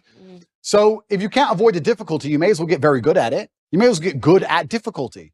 And it's amazing when you look at someone like Prince Harry. He's just a man who has not become very good at difficulty, and he's just completely collapsed in the face of a woman who's complaining at him. And yeah, even worse than all that, the dishonor of selling out. We were talking about how I feel a duty to my bloodline and my last name, and I have to do my father proud. He's from the British royal family. And he had no honor. He couldn't even sit and say, look, listen. He couldn't even shut up for them. Yeah, literally. He had to sell out in a book. Like, God does not smile favorably on people who make these kind of decisions. And I think that's why he's going to be unhappy for a very long time. And he's going to realize that it was never worth it. And what did he do it for? Money? You're from the royal family, my friend. You really need money that bad? Like, it's truly shameful. And I think deceit and treachery are the most heinous and most disliked personal qualities, or something you can actually witness somebody do. I think everybody hates them. And it's because anybody can fall victim to them. Anybody can fall victim to deceit or treachery because you trust that person. Everybody trusts someone, right? So if that person turns on you, you're always in trouble. So I think he thinks that he has the populace on his side. But I don't think he understands that when you out yourself as a snake, everybody intrinsically dislikes you. Even if they enjoyed watching the show. Oh, completely. They've stepped away and went, okay, because I gave the example on my show. You have the Kardashian family, but the one thing about them is they're thicker than thieves. So America does like a reality show, right? Like a reality show, but the reason why they have gained popularity is because actually they always back each other up. They still remained a family unit. 100%. And when you betray that, when you betray family, I think left and right, you just kind of go, okay, maybe that was a little too much. It was fun to watch. It was fun to watch, but we don't really trust you. I don't want to be your friend. I don't want to be your friend. I don't want to be your friend. Yeah, completely. I mean, you're going to sell your own brother out? What am I to you, right? If you do that to your own brother, what am I to you? Absolutely crazy. And then he wonders why. And I also think what he probably doesn't understand, and if he's watching this, you never know, he might. Hello, Harry. If he's watching this, I don't think he even understands that even his woman views him that way. Even Meghan views you that way. Even Meghan looks at you and goes, I complained at you over William, and you were supposed to tell me to be quiet, and you didn't. So now I think you're a bitch. Now what? And you wonder why she's never happy. So now he's in big trouble. I don't know what he's going to do with his life, but he's in big trouble. But it's interesting where I don't see how. It's actually an interesting conversation to have about how psyops can work as a whole, because when I analyze, especially as a man, and I always talk from the masculine frame, not because I'm a misogynist, but because I'm a man. And I understand the masculine frame because I am a man. If you stray from the archetype of masculinity, if you stray from honor, courage, if you're not dutiful, if you don't believe in putting honor in your last name, if you don't want to be physically and mentally strong, if you don't believe in finding problems to solve, you don't believe in having a difficult life, if you stray from this because you've been psyoped to stray from it, all you end up with is misery. And it's amazing that people will see anybody who's strayed from it end up perma miserable and still fall for the psyop. I find it incredible that people don't think logically long enough to sit and say, okay, whose life do I actually want? I would never adopt the thinking of somebody whose life I didn't want. I don't know why people even do that. I could sit and have a conversation with Prince Harry for 10 hours straight, and he could be as compendious and convincing and concise, and he could be extremely perfectly articulate with his points. And at the end of it, I'd say, yeah, but I don't want to be you. So I don't want to think like you. So get fucked. Yeah. But I wouldn't want to listen to him. So I don't know why people don't even just wake up and go, okay, whose life do I want to live? What kind of person do I want to be? Who do I want to be like? That's the kind of thinking I need to adopt and install in my mind, because we're all being programmed by someone to a degree. And I don't think you can escape programming. You can just choose the programming that you are going to install inside of your mind. I'm not going to sit and say I'm not programmed. My father programmed me. My fight coach programmed me. The friends I have around me program me. My brother programs me. My social circle programs me. We're all programmed to a degree. You have to be very careful of who you're going to allow give you the programming. Because if you put it up to society and culture, the current culture, as a man, you're going to end up like Prince Harry. Do you want to be Prince Harry? It's a big question. It's a big question. And the answer is no. Yeah, the answer is no. It's interesting what you said earlier about putting things back to biology, because a lot of human nature is certainly animalistically biological. And even if we look at Harry and Meghan and how they interact in their home, I obviously don't know, but I can almost guess to the T the arguments they're having. I can imagine him saying, I gave up my family for you. This is what you wanted. I gave you what you wanted. Why aren't you happy? I gave you everything you liked. And he's trying to use a logical or an emotional, well, he's trying to use an emotional argument, but it ain't going to work because she doesn't respect him. But he's trying to use a logical argument with her, trying to understand why she treats him so badly after he completely and utterly complied. But humans are biological, and she, as a woman, wanted him to be a man. She wanted him to have some degree of parameter and barrier. And if you don't put up any parameter or barrier as a man, what a woman's going to do is she's going to push you and push you and push you and push you. She's going to see how far she can push you. That's the reality of it. We can talk about any relationship, whether it's Harry and Meghan or any other relationship. If you're a full-grown man and you don't set parameters or set barriers, the woman's going to push you and push you and push you until she eventually finds one. And we can look at that in a romantic relationship, but also people in general. If you're going to give to a taker, they're going to take and take and take and take until you eventually say no. That's how humans work. So she was waiting for him on a biological level to stand up and be a man and say, listen, you've joined the royal family. You're right. You had to bow to the Queen of England. Correct. Because it's the royal family. Get over it. That's all he had to do. He could have saved himself all this mess. He could have saved himself all the running away and looking like a fool and upcoming divorce and all this garbage if he would just put his foot down. He never did. And she was trying to inspire in him the warrior. I think a woman sometimes tests a man to say, okay, how much will he put up with? Because they want to see, are you a man or not? What if a man's giving you shit? What will you do? They want to see if you're about it. And she was just testing him, and he failed every time. And that's why he's tried to perma please her. And now he's in a situation where he's asking her why she's unhappy when he's given her everything she wants. And she's unhappy because you gave her everything she wants because you're a punk. Women don't want neutered men. They don't. Absolutely. Even if they personally neuter them themselves, it's not what they want in the end. So I'll ask the question, what do you think men want in women? That's a really good question. And I can answer that one easily. I think that the masculine realm that we operate in is based on respect. I think that men are constantly looking for a way to be respected. I think the world is hyper competitive and we're constantly always looking for status amongst our peers. This is why you will see a man give up his basically entire life to do something which will only gain him respect, even in a very small sphere. There are CEOs who go to work every day and don't even see their family and give up their entire life and work 12-hour days just to feel like the man in that office. Feeling important in that one office, in that one skyscraper, is worth him giving up his life because he feels like he matters. And if he gets more respect in that office than he does at home or anywhere else, that's where he's going to want to be. Men function on that. So if I had to build the ideal woman who could get any man on earth, what she would have to do is understand that I need to give my man as much status and as much respect as possible. I, by extension of him, being next to him, need to make him look respected. And a lot of this is the easy things we know. No one's going to respect a man who's with an ultra promiscuous woman. No one's going to respect a man who's with a woman who's back talking him or horrible to him in public. No one's going to respect a man who's with a woman who clearly isn't interested in him sexually, whatever. That's all the obvious part. But the hidden actual message behind all of it is that men are constantly looking for status and respect, and a woman who makes her man feel respected, not only from her, but from his peers, is the kind of woman a man's never going to want to lose. Right. So if I had a woman and I came home with all 5 of my friends and she came in the house and said, came in the room, who's hungry? Anyone want any food? It's not about food. I'm the G now. I'm the big boss. My woman wants to feed all of us. Of the guys there, most of their chicks would never do that. That's respect. That's status for me. That elevates my status. So I think as a woman, if you're watching this and you want to keep a man happy, you need to wake up and say, how can I improve the status of my man to his peers? How can I make him look more important to the world? And as long as you take that basic mental frame, you can extrapolate that out to anything. Your man's not going to feel high status and important if you've had a whole bunch of sexual partners, because you're promiscuous. So obviously that's a down. That's no. He's not going to feel high status and important if you belittle him in front of his friends or you argue with him in front of his friends. He's not going to feel high status and important if you disagree with him on small, minor issues about if he votes one way, just vote the same way. Like these small voting's not a small thing, but these things make the man look in charge. It increases his status, and that's what he's most interested in a woman. So that's what men are looking for. That's the secret for the women who are out at home. They're going, men are hard to please. No, men are actually very simple to please. Make him feel important and make him look important. That's it. So both of us come from families. My parents are divorced. Your parents were divorced. Yep. I think your parents maybe lasted a little longer than my parents. Not totally positive. What was your mother like? I don't think I've learned anything about her.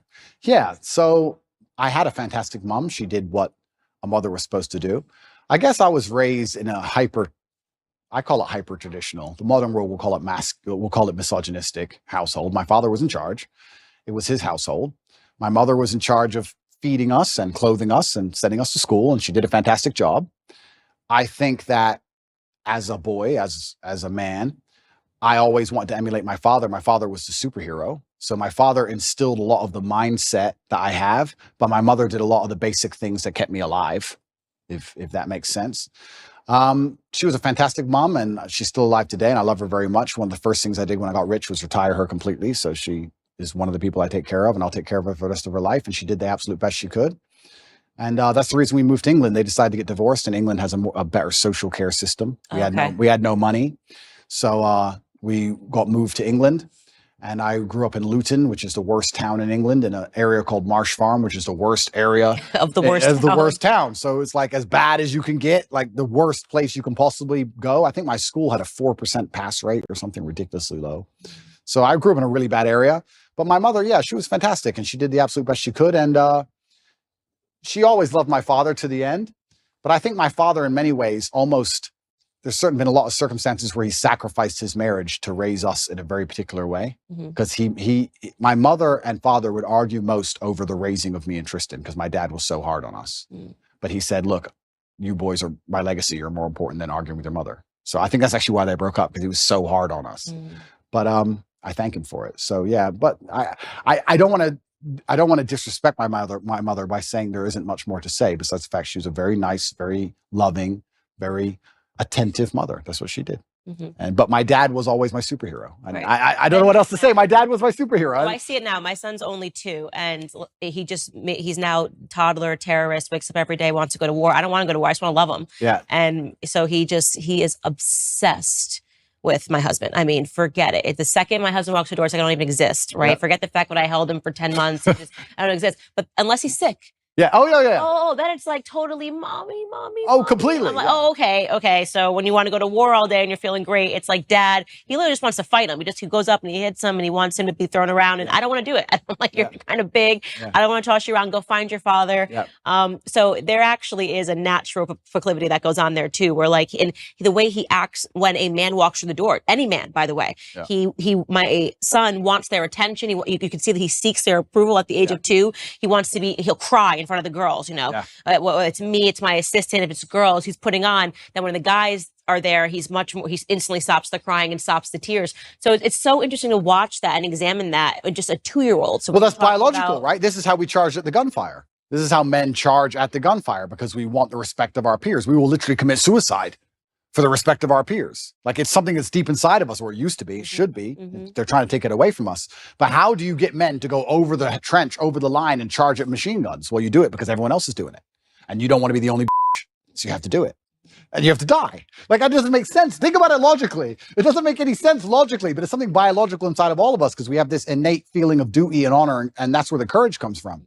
And they're trying to destroy that along with everything else. But you're right. This is how men biologically are designed to be. And I was the same when I was young. I remember looking at my dad just going, "You're a superhero and I want to be a superhero." That's just how it was. So, but yeah, my mother's fantastic and I love her very much. And she's very proud of me and she's very proud of how we were raised. And she's so glad we were strong. Like even when we were in jail, she was very concerned, but she's like, "Look, I know that if anyone can do it, you can do it." And yeah, so. Do you want to be married? Good question. I heard that's the lover boy tactic. We'll talk about that in a little bit, but. Yeah.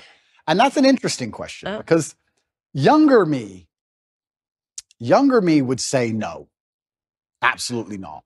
And the reason younger me would say no is because I'd come up with all the arguments that there's no legal advantage really, and the woman can wreck you and you can lose all of your things, etc. What's the point? I don't want the government involved in my life, all those kind of arguments. But as I get older, maybe I'm getting a bit softer. Maybe I do think sometimes you need to make a decision based purely on love and have the faith of love and faith in your love enough to say, I don't care what the government's going to do about this because I truly believe in us and I think we're going to make it. So would I get married? Perhaps some point, yes, in the future I might get married. Yeah, I'm not against marriage like I used to be. I used to be super against it. And I think that's because I grew up in an environment where everybody was divorced. Everyone. So it's like, well, what's the point in this? Oh, wait, so I give her half my stuff and then what? No, I didn't understand the whole point of it. But now I think if I met the right woman, perhaps, yes. Yeah, marriage is good. Yeah? If it's the convert me, Candace. Yeah, if it's the right person, if you marry the right person, and I'm saying this as someone who grew up with divorced parents, well, they got divorced after I was out of the house, but speaks to your earlier point about it either impacts you one way or the other. You either want marriage because your parents were divorced, you don't want marriage. I desperately wanted marriage, and I think the ways in which we both have grown, and the confidence that it gives you. I think there is something about people are like, how do you do what you do every day? Because you cannot impact. My life is so stable. The nucleus of our household is so stable. And to be able to raise kids and have them see that example of the perfect yin and the yang, there's something divine about it. There's something spiritual about it. It's why I won't accept you. I think you are actually a libertarian right now, and I won't accept you as a libertarian. I think you will not be one. In a few years, if I had to make a prediction, I think you will lean towards conservatism, because even in just the crack of you talking about the attack on masculinity, because first you say, oh, well, if everyone wants to do what they want to do, if you guys all agree and you want to be homosexuals, fine.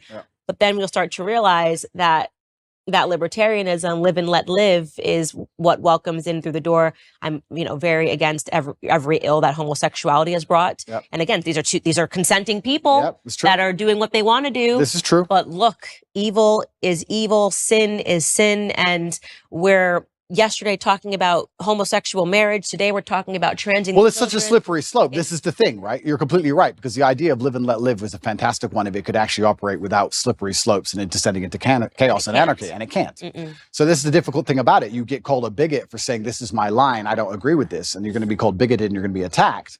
But truthfully, it's just understanding that, like you're saying, it's a slippery slope. And it's unfortunate. So what is the slope that we want then? Okay, then we should aspire towards heterosexual relationships. We should aspire towards marriage. We should, and this is the mold that I am selling all the time. Wouldn't have said this 10 years ago. I was probably more libertarian when I first got into politics. And what's the big deal if people want to do this to themselves? And then I realized, no, there is a reason. No, and you're completely right. And the reason I gave that example is because I'm currently in a legal jeopardy or a legal situation where people who have nothing to do with my life are trying to say that people were victims when they weren't, when everyone was consenting. And you're right. I agree with you there. I also think with the whole LGBT argument, it's interesting because I will be honest and say I do think there is a difference between G and T. I think they are different things. Of course. I think they're massively different things. However, you're right. It's a shame. It's such a slippery slope where you can't just say to people, live and let live, because it's going to be hijacked and Trojan horsed, and they're going to Trojan horse it, and they're going to inject something in it that destroys the lives of every single person on the planet. And they're going to try and do it. So you have to draw a hard line. You have to be a bigot. You have to never give an inch, because if you give an inch, they take 10 miles. That's more than 10 miles. Look where we're at. I mean, you're talking about eunuchs. They're quite literally turning people into eunuchs. They're going in to the hospital and coming out eunuchs. It's a crazy, because if your genitalia doesn't affect your gender, why do you have to change it to affirm your gender? It doesn't make any sense. Right? There's no such thing as a woman. What are you transitioning to? None of it makes any sense. But these are real evils that we're fighting today. And I think it's because we haven't put those firm lines in the sand and said, no, actually, there is such a thing as right and wrong. Well, this is the thing I love about, and this is where religion comes in, right? Because I used to be an atheist. And then exactly what you just said about there's something divine about marriage, and exactly like you said, there's such a thing as sin. Everything you're talking about is religious. You're completely correct. You eventually, if you're going to wake up and be the kind of person who has hard parameters and said, this is right, this is wrong, it's very difficult to do that without then turning and understanding that has to come from God. Who else is going to decide what is right and what is wrong? And people say, oh, they're all man-made religions. Well, then why does it go against so many of the wills of man? Some of the sins that man want to go and do, the religions are against. If we made a religion wouldn't be against our own sins, would it? Right. So it's interesting that this is almost proof for God in so many ways, when you're going to wake up and realize that there is genuine evil in the world and there's genuine good in the world, and there are two sides and two camps. And I do believe that the good is on the side of truth, and I do believe that comes from God. And there's many different ways to God. I think there is one God and there's different religions, and I don't want to argue the differences between the religions, because I think we have a lot more in common than we have, especially in the fight against evil, than we have as differences. But yeah, it's super interesting. And you're right. Firm lines are absolutely not really required. And if we don't have them, it's why society ends up in the position it's in, with so many subjective lines and your truth, my truth, the truth. And you're completely correct. It's not very often I sit with somebody who I feel like says something and I feel corrected, but you're right. Live and let live is hijacked. Yeah. It's hijacked. And it's unfortunate that me as a person now, especially, and maybe this is more of a personal thing. Maybe this is more of a personality trait, where I'm in the position I'm in. I'm saying what I believe is the truth, and I'm out here trying to help people, and I'm saying about the difficulties I went through in my life so others don't have to go through them, just as you said. But if somebody doesn't want to listen to me, I'm like, okay, you don't want to listen to me. I don't care. You do what you want. But that live and let live mind frame can be hijacked, because when I'm saying to people, okay, don't do what I want, or don't do what I believe to be good, don't do what God believes to be good, do what you want, I don't care. And then they get in a large enough group and they end up attacking morality. It redefines, normalcy. It redefines morality. And, I recently was sitting down having a conversation with a friend of mine, Brandon, and when I first got into politics, I wasn't so staunchly against homosexual marriage. I didn't speak out on certain things, abortion. And then I saw it firsthand. I just examined just the differences in my relationships with heterosexual couples and homosexual couples. And homosexual couples, I'm talking about two men. You don't realize that God designed a man to be with a woman because it prevents men from giving entirely into the worst components of who men are. Just having sex all the time. Yeah, right? You can't do that. If you're with a woman, okay, maybe it's menstruation, maybe it's pregnancy, maybe it's afterbirth, but there are these natural barriers that make it so that your relationship has to be about something else other than just sex. Yep.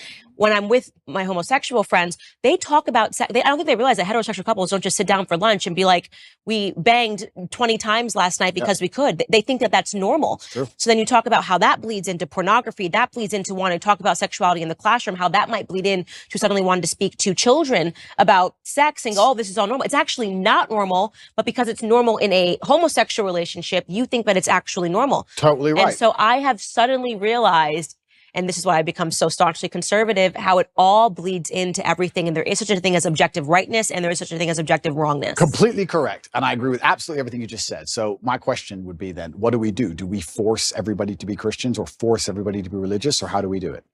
Well, I think the first thing is having the courage to talk about it. And nobody even talks about these topics anymore because they just go, oh, they've won. So we need to let this go. And more you're seeing culturally, people are afraid of being canceled. I mean, what I just said to you is grounds for a cancellation. How dare you question this? How dare you? I even believe now, after seeing the ways in which society has made children believe that they're all trans. I went to university. I went to high school. I didn't graduate with a single trans person. Now you want me to believe 1 in 4 children suffers from identity issues? Yeah. No, that's socialization. Completely. You place that on them. So is it such a far stretch to imagine that the same happened in the when homosexuality came to America, and then we popularized it and we put Ellen on TV and we gave Melissa Etheridge a platform, and suddenly pride parades were happening everywhere. Whereas you don't see this here. You don't see this here in Romania where we're sitting, because we haven't. This is the power of culture. This is the power of pop culture. When you make something, you have to go the other way. Completely. You need to normalize it. You need to say, actually, this is abnormal. Absolutely. And this is what normal is. And it's not both. So yeah, I've become very conservative in all of these perspectives. And you're completely correct. You nailed it. When I said, do we force everyone to be Christian? You nailed it by changing to the exact thing I was going to say. It's about culture. It's a cultural issue. And it's completely and utterly correct. And I think that's actually one of the reasons why. I mean, I don't state this with arrogance. I don't want people to understand. I'm not trying to be arrogant. I'm trying to make people understand the situation I'm in. I was the most Googled man on the planet at one point. So I had a massive impact on the culture, and it was dragging in the complete opposite direction that the culture wants to move in. I'm dragging men in the complete opposite direction that the Satanists and the people who want to turn us all into slaves want us to go in. So I think that anybody who sits at home and realizes that my legal troubles appearing basically directly after that is a coincidence, then you're awfully naive. So it's unfortunate also that the way the world works, at a certain level of influence and power, the justice system almost breaks down. We see that even in America and most other countries, it all just becomes a big game and a big show, and it's about power plays and a whole bunch of conversations behind the scenes. It's not about justice anymore. So it's very concerning, because you are right. We are in a culture war, and it's culture which is absolutely not really defining the direction in which we move. And this is one of the reasons why I reverted to Islam, because I feel like the Islamic culture is the strongest. You feel the culture. I was You wondering, feel because it. you were Christian, and I definitely do not know enough about the Islamic faith to sit here and debate you on it. I'm never a person that will debate somebody on something that I'm not an expertise on. Yeah. But I will say that I'm sad that you're not a Christian anymore, because I can sense, perhaps it's because you felt that Christians weren't doing a good job defending their beliefs. Yeah, I think that God should be feared. I believe that God should be feared. I fear God. It's one of the only things I fear. And I believe that also you see God to a degree, or you see religion, how you see yourself. And I see myself as a person of strong principles and strong morals. And I like to think of myself as the kind of person nobody really wants to cross, not because I'm a psycho, but because I'm a man of capability, and I'm smart and I'm strong, and nobody wants to make an enemy of me. So I feel like I find an affinity to a belief system which has very similar outlooks. And there's a whole bunch of other things I can say from the Quran and Islamic texts, etc. But to keep it very vague and very broad for people who are not Islamic, I felt God when I was in an Islamic country. If I went to an Islamic country, That's the problem. I The felt West- God. West is You don't Christian. feel any God. I How think is it a so. Christian country if Satanists are mocking Jesus on the streets? I understand what you're saying, and I was trying to gather in my head what pulled him away from Christianity, and I said it's probably the example. If you're thinking that America is a Christian country, and you're thinking that the United Kingdom is a Christian country, They're not. then They're you're not. going, Christianity is getting it wrong. Yeah. And the truth is that America is no longer a Christian country. We're being run by people that are satanic. Hollywood is satanic, and Right. Hollywood is running America. Correct. So you're not wrong. But I think that right now America is facing a spiritual battle. And for the first time in a very long time, Christians are starting to stand up and speak about our principles. I hope so. And we could have used you as a star. I know, but Yeah. I have seen in California, I've seen Christians and Muslims get side by side when they were complaining about the LGBT I did teachings see in that schools, which is recently. fantastic. And I know what you're saying, and that is true, but it's almost like when I go to an Islamic country, I feel God around. You see it. You see it in the way the people are dressed. You see it in the fact that everyone's in a family. You see it in the fact that there's a mosque on every corner. It's in the air. And it's almost like when I'm in Dubai and I'm talking to my friends, my Islamic friends, and I explain to them the things you have to protect your child from in an American school. They literally think I'm lying. They're like, no, surely. Like, it's What about mind-bending Afri- to but them. What about African countries that are Christian? Okay, so yeah, this is interesting. So Yeah, they still are mind blown by the concept of what we're fighting in America. So America is unique. We shouldn't say that this is the You're right. blanket. You're right. They're right. There are Christian countries which still take Christianity. And they're like, very what do you seriously. mean men can be women? Like, they think you're crazy. And we're in Romania, and Romania is a country which is very Christian. conservative and very And Christian. very Christian. And they don't buy into any of this garbage No, either. none of it. So this is absolutely not really true. It's unfair to say all Christian countries are like that. America is an exception, and not in a good way. Yeah, I feel like the whole West is, unfortunately. The West is. I've said on my show the entire time. The West is falling. The fact they're even having these debates is not good. Yeah, the West has fallen, and unfortunately, Russia, Yeah. Christian country. Yeah, absolutely, a very Christian country. So yeah, you are right, but I felt an affinity to Islam. I felt God in the air, and it's difficult for me to explain any other way. Okay, that's fair enough. I won't push you any further on that. All right, let's get to your case that's happening today. So, and why conservatives are screaming about it in America, and why they feel that Tucker didn't push you enough on this case. Push me. Okay, so first and foremost, one thing I want to clarify for people that are watching this is that there seems to be this understanding that you are being prosecuted, or you're being indicted rather, for human sex trafficking charges. I've read the indictment, and I do want to make it clear the words human sex trafficking occur on the indictment, but then it makes it very clear that what they're referring to is they've kind of extended the term. It's not what we think about in America when you think of a bunch of children being put into a truck and taken over the border against their will. They're basically saying that if you trick a woman into coming into a country by using the lover boy method, then they consider that to be human sex trafficking. So the definition has definitely expanded over time. Well, it's also ridiculously misogynistic to believe that women can't make their own decisions on anything. So the whole thing about it is misogynistic. But yeah, you're correct. That's a very important distinction. Essentially what they're saying is we have a show in America called 90 Day Fiancé. That is the lover boy method, is women that go over to the U.S. They're clearly coming for citizenship, but these women kind of get duped and they sponsor these people. This would be the same vein of what they're trying to describe. I've read it myself, of what human sex trafficking can be, which is it's an a woman fell for you, fell in love, moved over here overseas, but it's only because you were very convincing. That is the definition given in the indictment of what they're referring to. Correct. So I'll give a very quick rundown on the case. Everything from these old videos, old clips, my webcam company, things that happened 10 years ago have absolutely nothing to do with the criminal case. Absolutely zero. Anything you see from before 2021 has nothing to do with the case. The case against me is that from 2021, my brother and I, when we were already worth hundreds of millions of dollars and already successful and famous, created an organized criminal group. And our intention was to convince women to move to Romania to make TikTok videos so we could steal the TikTok money. And TikTok, and they mention OnlyFans. Correct. On the indictment page. And they say that you did this using the lover boy method. And it almost reads, what's interesting to me and why I was compelled by this case is just that because they tremendously changed it. When they were investigating you, we were told that there was a woman who went to the UN who escaped your grip, and that, she said, I've been held captive. And then after they investigated, they came up with what it sounded like regurgitated Andrew Tate videos. The lover boy method, which is in one of your videos where you're talking about women. So it seems like during that time where they held you in the cell, perhaps the initial case that they fed to the media fell apart.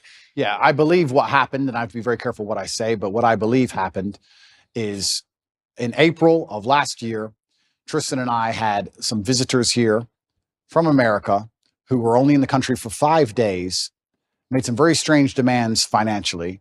When they were rejected, they called the American embassy and said they had been kidnapped. Those two women, we deem now to be professionals. One of them has accused 7 men of kidnapping in her life. And she's also lawyered up instantly from a left-wing NGO because she's currently being sued by us for false charges. And she seemed to be very well supported and funded. So I don't know if she was sent as an agent. We're not entirely sure. So this is a very interesting beginning to all of this in April. The Romanian authorities arrested us for precisely 2 hours and threw it out and knew it was all garbage from the beginning. The case remained open. Nobody understood why the case remained open. My lawyer made repeated requests to close the case. They wouldn't close the case, and it remained open and absolutely and utterly dormant. When I was canceled, when I was deleted across all social media and canceled and lost my bank accounts, my Uber account, my Stripe account, my Gmail, absolutely everything. Literally within the same week, the case was picked back up, which was very strange. I was followed. They tried to find evidence of any kind of crime at all. They couldn't find any crimes whatsoever. They then raided my house for a second time with the intent of getting my electronics, which they got. They went through all of my electronics and they could find nothing of actual criminal intent. What they did find is my brother and I and our personal assistant, because at the time, if anyone who knows on the internet or has been around for a while will remember, my face was all over TikTok. You could not get rid of my face on TikTok. Me and my brother were explaining our strategy for how we got so big on TikTok to some friends of ours. They then said that we were forcing them to do the TikToks for our money, for our brand. They made this huge reach and said it's human trafficking because we're forcing women to make TikTok videos. Yeah, so that's the part that registered to me as strange. It started as we were told it was kidnapping, which is it's very serious, that somebody fled to the U.S. embassy. This is the woman that you're talking about that you say you're alleging has also accused 7 other men. Alleging, it's literally now on Twitter. You can see the complaint we have filed against her. 7 men she is accused of kidnapping. She's done it with 7 different boyfriends who didn't buy her what she wanted. One of them killed himself. Okay, wow. So she's a professional. Okay, so it's very strange that she comes over, she accuses you of kidnapping her, but then they decide not to prosecute that, but they fed that to the media, that you kidnapped someone, that she fled to the U.S. embassy. Then all of a sudden we learn that they're investigating you, and the charges then go from kidnapping to, well, actually what he was doing is a lover boy method, which we're saying is human sex trafficking, and that these women didn't know what they were getting into. They thought that he was going to marry them. Yeah. And actually what he wanted them to do was just to make TikTok and OnlyFans videos. Yeah. So the lover boy method, traditionally, the way it would traditionally work, the reason it was criminalized and added to the criminal code is that I would be a Romanian man and I would meet a Romanian girl. We would get married. Marriage is part of it. I'm not married to anybody. We'd get married. We'd move to a richer country. You go from a poor country to a rich country, let's say America. You put the girl into sexual work, let's say prostitution, and then I'll keep all the money and I'll control her or coerce her by pretending to love her. That's what they're saying. That's how it traditionally works. Mm-hmm. They've accused me of using the lover boy method because basically I was a nice person. I was nice.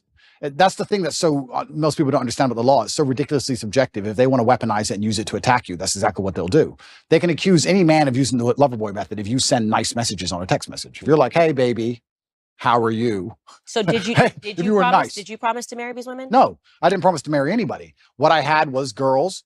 The two girls who were in the criminal file asked me how to be famous on TikTok. I told them how to be famous on TikTok, and I spoke to them nicely the entire time. These two women have come out and made videos repeatedly saying we're not victims of anything. I don't know if you've seen them. No. Okay. So just so I back this up. The victims in the indictment. Correct. Have made videos saying we're not victims. Correct. I did not know that. It's all over Twitter. In fact, on I think it's my pinned tweet, you can see the criminal case against Andrew Tate. The two victims who the DCAR are accusing me of using the loverboy method on have made videos saying, he just told us how to do social media. We're not victims. I've never seen any of them being aggressive or rude.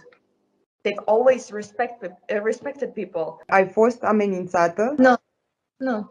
N-am fost niciodată. Dacă eram amenințată, automat nu mai eram idiotă să stau în casa asta. Suntem prieteni buni de 2 ani de zile, cam așa. Poți să mă treci pe mine ca și victimă, dacă eu n-am spus că sunt o victimă. They gave this statement to the police. The police ignored it and said they're brainwashed. So they ignore it. So now we have a criminal case where we have girls who are saying they're not victims of anything. Me telling girls how to make money on TikTok, or not even how to make money, because no one makes money on TikTok, telling them how to get famous on TikTok. And them saying that I forced them for money, which doesn't exist. There's no money in the criminal file. There's no transactions. There's no financials, nothing. The girls themselves have given statements in my defense. They're being thrown away so they can continue with this case saying that I've brainwashed the women. So now we have, imagine in court, my brother and I, and the two victims all on the same side saying, nobody's done anything wrong. We're all friends. We were talking about TikTok accounts. And then you have the state with no witnesses on its own saying you're victims and you're bad and you're going to jail. So it seems like what they're doing then is this is where the content from 10 years ago is coming into play, where they're saying, well, look, they're conflating this now. So even though these charges are from, and I read the indictment again, 2021, look at what he said 10 years ago, which somehow confirms what we're saying. We don't have to listen to these women. Yeah. So I do want you to contextualize this video that has been circulating on the internet of you talking about the lover boy method. So we'll take a look at that right now. Sure. You cannot get a girl to work for you having So the recruitment process is the same as the PhD course. You message them on Instagram. The PhD course is my recruitment system. I don't mention webcam until after I've had sex with the girl. If you're on dates and you're trying to mention it and shit, it just doesn't work. It puts them off. I'd never do that. That's disgusting. I'm not a whore. It's just not gonna work. You continue as normal, no mention of webcam. You f the girl. After you f the girl, you do the PhD test. If she passes the PhD test and she wants to be with you, then you start mentioning things like, yeah, but you know, you're always busy. You're always at work. You can come work for me.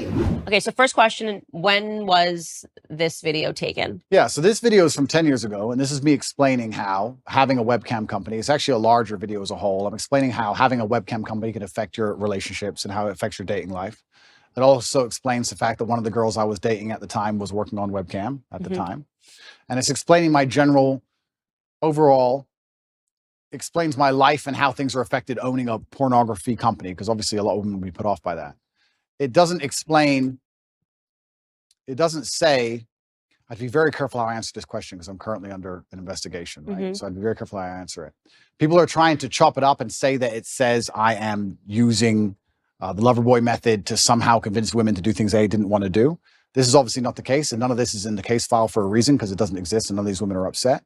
But this is simply me explaining, it's actually a dating course I made a long time ago, and I'm a little bit embarrassed about it, to be honest with you, because it was 10 years ago and I was talking about women and dating and things in a way that I wouldn't talk about them anymore. Right. So yeah, And you look very young in the video. I'm super young, and I'm talking about, hey, when you sleep with this girl, or you meet that girl, or you meet this girl on Instagram, and I have a webcam company. I don't tell them I have a webcam company. And I just think all of that's kind of crass and it's below me. Yeah. And I don't really like talking about it. And it's amazing how things change as you mature and you get older. But once again, I was a much younger man. I think if you were to take any 24-year-old and look at the stuff he puts on the internet, some of it's going to be stupid. And I think if you look at anybody who made things 10 years ago, some of it's going to be stupid. It's absolutely not really not criminal in any regard. There's nothing criminal about it. It has no bearing or any interest in the current case. But yeah, I was talking about how I don't mention I have a webcam business. The basic premise of the video was me explaining that I don't mention I have a webcam business ever, and that I'm Mr. Rich and I have this nice car and I go on dates with girls. And sometimes when I say I have a webcam business, some of them want money and they want to work for me. That's the basic premise of it. Right. I'm glad to hear that you're not proud of the video. And I think that that's one of those things where I say that people don't allow you to grow up from things that you've done or said in the past. And this is obviously when you were operating a webcam business, you're talking about. And that's the whole thing about the human experience. We're supposed to grow, right? And we're supposed to make mistakes and we're supposed to learn from them and we're supposed to evolve as people. And I'm certainly not proud of the video. When I say I'm not sorry for what I've done, I don't mean it in a, I would do the same things again. I don't mean it that way. I mean that at the time I was a lot less knowledgeable and I was younger and I made some mistakes. And just like I'm sure Jay-Z would never sell crack again. Right. Exactly the same reason I would never make a stupid video saying something so stupid again. I also could have never predicted the fact that I was going to become one of the most famous people on the planet. Right. I didn't see that coming. And if I did, I would have been a lot more careful with what I said and how I said it. And I do think that it's part of every person's journey to make some mistakes and learn from them and grow from them. And I kind of find it interesting that if I was a reformed drug addict, there'd be no problem. If I was a reformed murderer, there'd be no problem. If I was a mafia boss and I'd sit here and I'd killed 3 people and we were doing an interview and I was like, yeah, I used to kill people. I've done my time. I'm out of jail now. I get less flack than if I made a video talking about dating when I used to have a business that did webcam than I currently get, you know? So all I can do is understand that I was a younger man. I did the best I could at the time. And I was trying my very best to survive in a very harsh world. And I understand now that a lot of the way I said things, I certainly shouldn't have said them that way, but none of it is criminal. Right. And it, again, has no bearing on your case today, but I want There's literally no bearing. And it's conflation. It's being circulated without, like, people think that video was shot last week. Correct. And that's what's so good, because it's good to mention that, because people are trying to conflate them. Because in the current case against me, there's no case. Mm-hmm. Everybody understands there's no case. We're now in a situation where if the legal system's completely fair, then the case is over. So what they're trying to do is they're going to conflate with old videos of mine and they're going to try and muddy the waters and gaslight. And I will say that I am unhappy those videos exist. And I will say I wish I never made them, but I won't say that I'm sorry, because at the time I did the best I knew how to do. And I think that's important for the young kids that are following you, especially the young men, to know. Like I say, I always hope that I talk about the mistakes that I made, and I probably wouldn't even categorize them as mistakes. It's just things that I did. And if I could go back, of course, I wouldn't do it. Hindsight's 2020. Yeah. But it's important for them to hear that. You know, I'm not proud of that. Obviously, I'm not proud of it. And that's why I never push them to the world, and that's why I never, propagate them in any way. Unfortunately, there's a weaponized attack against me where they still exist, and that's why I do so good to talk against them. I think that if you want to tell kids not to do drugs, you usually have a reformed drug addict to stand up and say, don't do drugs. I was a drug addict. It was a mistake. And I think that gives you a degree of credibility. So for me to sit here and say, be a lot more careful, one, with the way you say things on the internet, especially. 2, be a lot more careful with your interactions with women as a whole, especially in light of the Me Too movement and all these other things. Be very respectful. This is a small clip. If you watch the video in its entirety, I actually talk about extensively about how you don't want to make a woman feel pressured. You don't want to pick up a rape charge for no reason. If she feels upset or sad, make sure you get her a taxi home. I talk about all these things in the same video. So this is still the worst part of a very long form video taken out of context. However, I just think there's a lot of lessons to be learned from it. And yeah, if I have to be slightly embarrassed and a little bit taken aback by them so I can teach people the lessons, then I'm going to teach people the lessons. And the basic premise is I was explaining how I have a webcam company and how it affects my romantic life. And that was how it was all encompassing and went together. And I think when I made the video, I got like 28 views. Yeah. And now it's being circulated. And I'm being told I'm the worst person in the world by people who pretended they'd never done anything wrong for the last 10 years. And also there has to be a degree of time. I like to think there's a statute of limitations. Like, how long are you going to hold? They will for the rest of your career. I'm sure they will. And it's fine. And that's fine. Mm-hmm. But I mean, it's just like, okay, 10 years ago, a decade. Yeah, they're going to keep making you answer for it in every capacity. I've seen that, God forbid you misspeak, you miss a word while you're saying something, they will circulate it over and over again. That's just the world of social media. For me, what I feel is I don't feel guilty about them, but I do feel embarrassed because I don't feel like the way I spoke about women or the way I spoke about romantic relationships is my current view on romantic relationships. I think I've certainly matured. I was a young, brash, arrogant guy. This is what happens when you have a young kickboxer who's beating everyone up, making a bunch of money from the streets. I was a young, brash, arrogant guy, and I spoke in a way I perhaps shouldn't have spoke. And I'm sure if Jay-Z makes a song today, he won't speak about women and crack and drugs the way he used to speak about women and crack and drugs. It's just the reality of life, and you have to grow, and you have to take the embarrassment which comes from growing. So I will certainly sit here and make sure, I think the whole world understands that that's not my message. That's not what I'm teaching young boys today. The young boys who are following me today have no interest in these videos and don't watch these videos unless they're pushed by haters. And I think that overall, I'm a net positive for the world. I think that men being so disenfranchised is, I want to say something quickly about the British school system. The English school system has attacked me, and they're trying to put me, they've spent billions of dollars trying to remove me from schools because young boys were running around saying, what color is your Bugatti, and repeating my sayings. I don't think I can really truly be held responsible for the fact that young boys repeat a saying, especially one that's not particularly aggressive. I think that shows that the young boys are looking for a hero and someone to look up to. And I feel like I'm filling a gap. And that's why I understand it's so important. I say very good things and teach very good things. And I don't think I would have learned so much good if I hadn't been involved to a degree with the dark and the bad. I don't think there is light without dark.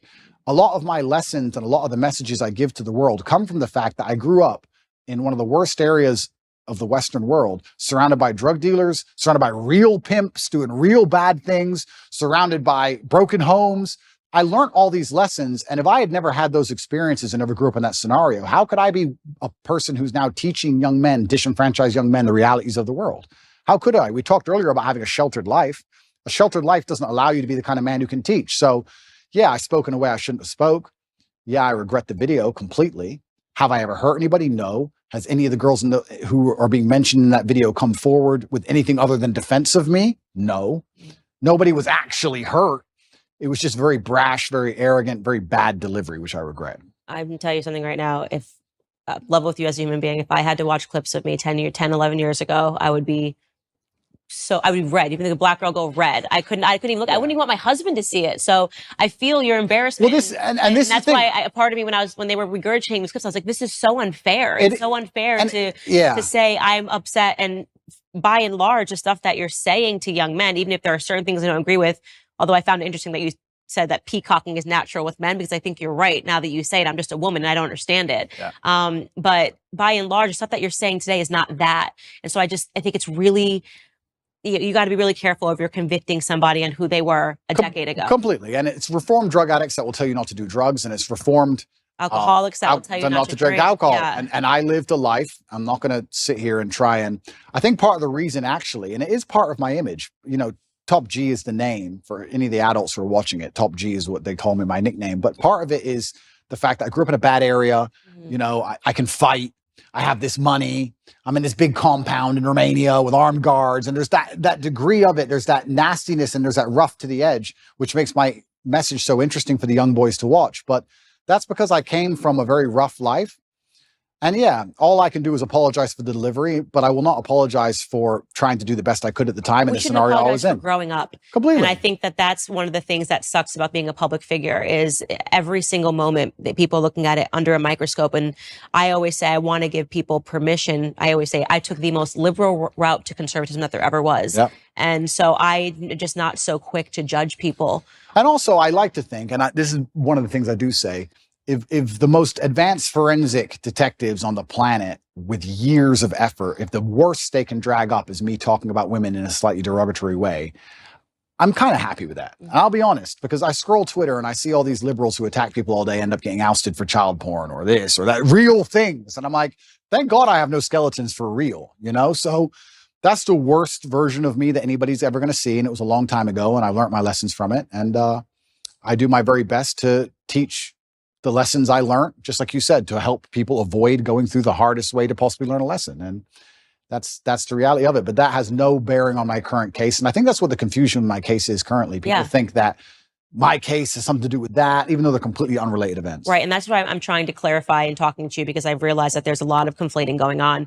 And a lot of it is because America, I feel, is just now being sort of introduced to you, whereas in the UK, you've been around for a while. And there was one, and I'm only familiar with your UK brand because of my husband. So I know that you've been big in the UK circuit for a very long time. And there was an old video that surfaced of you spanking a woman with a belt. Yep. Tell me you love me. Say it like you mean it. Say it like you mean it. You message one other guy ever again, whether we're together or not together. You understand me? This obviously has made it through the UK media for years, and I know what that is based on my understanding of what happened with Big Brother when you were on Big Brother. But Americans are just seeing this video in a long montage of awful Andrew Tate videos. So I want you to explain to them what that was. Sure. And again, this is another example of when the woman has already spoken out and clarified that this was not her being abused, but absolutely. Yeah. The woman's already come forward instantly after the video. She came forward and made a video and said, look, this is between me and Andrew, and he never hurt me, and I love him very much. And this is something that personally happened in the bedroom. Hello, everyone. I just wanted to say something about the video that's been released recently about me and my ex-boyfriend, Andrew Tate. Andrew is my still great friend. What you guys saw in the video, it's just what we used to do. It was just pure game. He's a great guy. He would never hurt anyone unless he's fighting. And I just wanted to let you know that this is a huge misunderstanding, because I heard he got kicked out from the house because of it, which I found very unfair. It's because it was just pure game. It's just what we used to do. And it's actually interesting because when I got arrested, even recently, even though me and her are no longer together, she was also doing videos in my defense. She made a very recent video a few months ago saying, once again, very nice things about me. He is not a human trafficker. He would never rape anybody, and he would certainly never ever human traffic anyone either, including his brother. They would never do such thing. I am just so shocked, and I'm so fed up with all of these lies. And you're right about public life, having your dirty laundry or your life thrown out there to the world. It is kind of interesting. And it's interesting how fast people throw stones, because I know how clean my life is compared to most people's lives. And I know that just from conversations I've had at dinner tables. I know from just dinner table conversations. You talked earlier about dinner table conversation people have in couples, etc. I've been sitting around in very private rooms with very rich people, and I've been in very important places and also some very low places. And I've heard people talk, and I'm like, if your life was on display like my life was on display, it would be a real circus. I mean, imagine you could be the son of a president. Imagine if their life was on display, and you could find out some really interesting things. So me personally, yeah, these things are the same old regurgitated things from 10 years ago that have been previously explained. that was also, I was going to say, can you date that video? When that video, I must have been, how old was I? 2015, maybe 2014, Okay. A long time ago. Right. And I think the best defense for all of these things, personally, I don't think that anybody should take my word for it. I think the best defense for all of these things are the voices of the woman directly involved. Right. We say, believe all women, right? That's what we say, isn't it? Okay, well, you don't have to listen to a word I say or believe a word I say. If you think I've done something wrong to a woman and the woman stands up and goes, no, I love him, that's garbage, then that should be the end of the issue, I believe. Maybe I'm getting libertarian again. But no, I mean, I very much agree with it. And this kind of gets into, gosh, what is the name of the guy in Hollywood that he just went under Me Too and Hammer something? Yeah, Army Hammer. Yeah. Right. And this is another person I defended on my show. He was in consensual relationships. BDSM was his thing. He was very clear that it was his thing. The girls were okay with it. Maybe because he was a Hollywood star, but he never lied. He never coerced. He never confused. And then suddenly one of these women decides to speak out against him. Now they've just cleared him of all charges. And I sort of have the perspective that if they were doing this in a consensual relationship, irrespective of how I might examine it and say, I would never do this in a consensual relationship, you can't then turn him into a rapist. Well, this is the thing. I don't think many people understand, especially the men who are vilifying me and attacking me and anyone who's upset by me, understand that first they come for me and then they're going to come for you. They come for any man that they don't like. And the way they do it is this is the weapon. They sit and go, okay, let's take some kind of sexual crime because it's heinous and it damages their name. And then because it's subjective, right? You say rape, you're right. Rape traditionally was grab a woman off the street and hurt her. Well, he didn't do that, but he did have a consensual relationship for years. And then now his girlfriend can be convinced to turn on him for a paycheck because the media will hype her up, make her famous, and pay her a wage. Now he's a rapist. Or even by more crazy extension, let's look at the Loverboy method.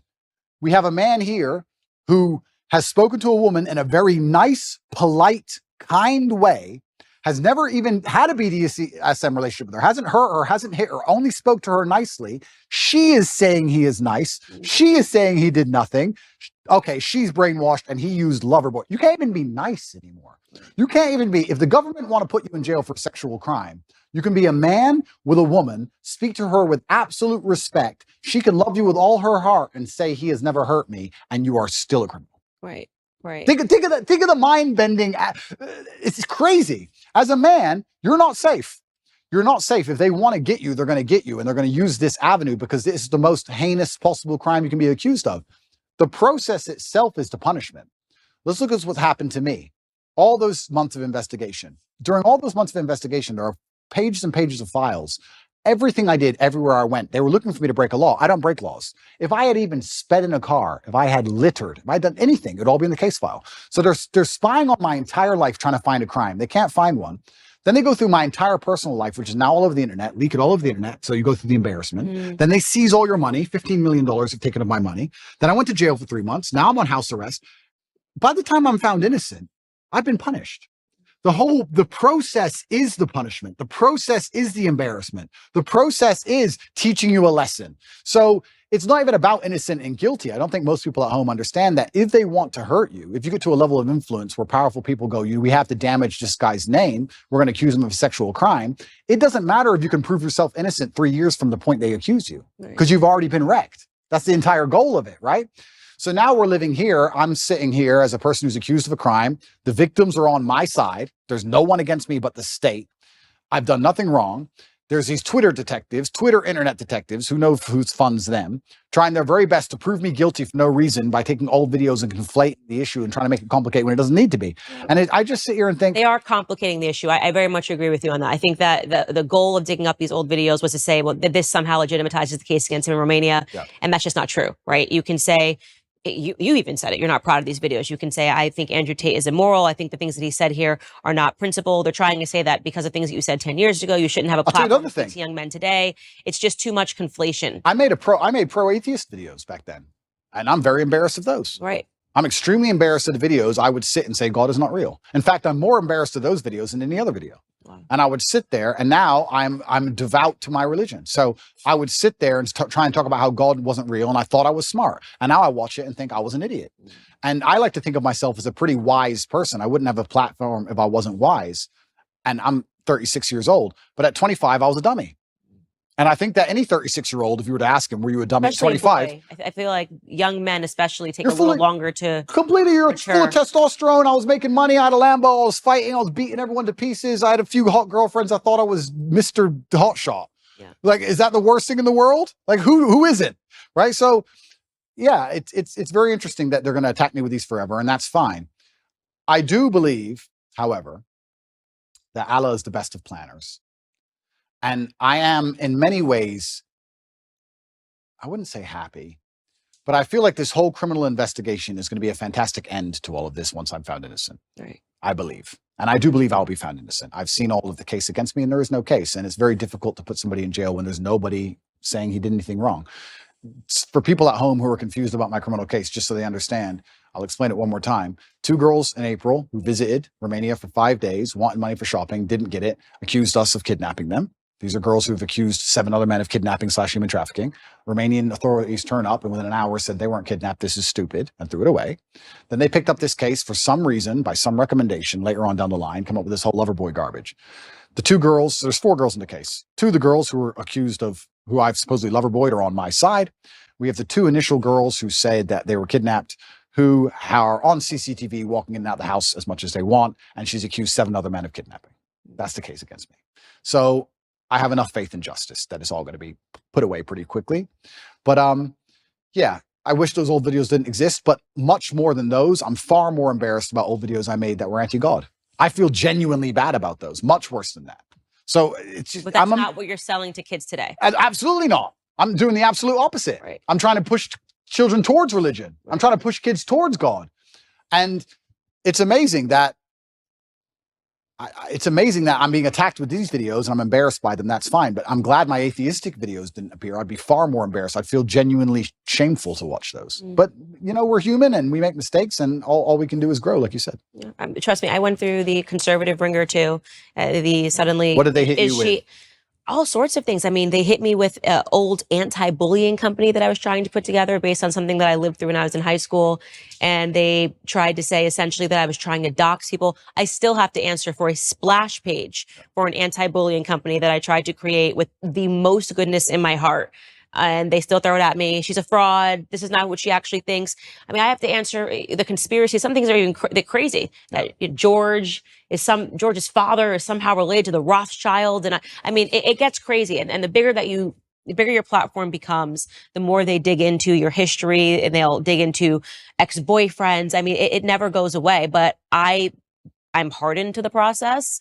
I am who I am. I'm proud. I actually am proud of a lot of the things that I lived through, a lot of the mistakes that I've made, because it made me who I am today. It's interesting you say hardened to the process, because I think I am too. Because when I watch old content of mine or things I wish I didn't do or say, I will feel guilty or I'll feel shameful or I'll feel embarrassment because of me. I don't care what people think. I don't care if some conservative wants to watch a video and make a video. I don't care. It's about me and my own personal morals and my own personal morality and how it's evolved and how I feel about things I've done. It's all about me. It's internalized. I don't care what these people say externally, because I know that nobody is perfect. And I also stick by this, and I've said it many times, but I know it absolutely not to be true. Anybody who is attacking me, if they'd been under the level of forensic assault I've been under, would have far worse things out there in the public. Right. I'm sure. Right. And I know that one of the charges against you is that you're materialistic. You're describing that as peacocking. And it's funny, when I see you with Lamborghinis or whatever, I don't know anything about cars, whatever the cars are, I always think of, I'm friends with a lot of UFC fighters. Yep. And one of the ones that I have great respect for is Colby Covington. Yeah.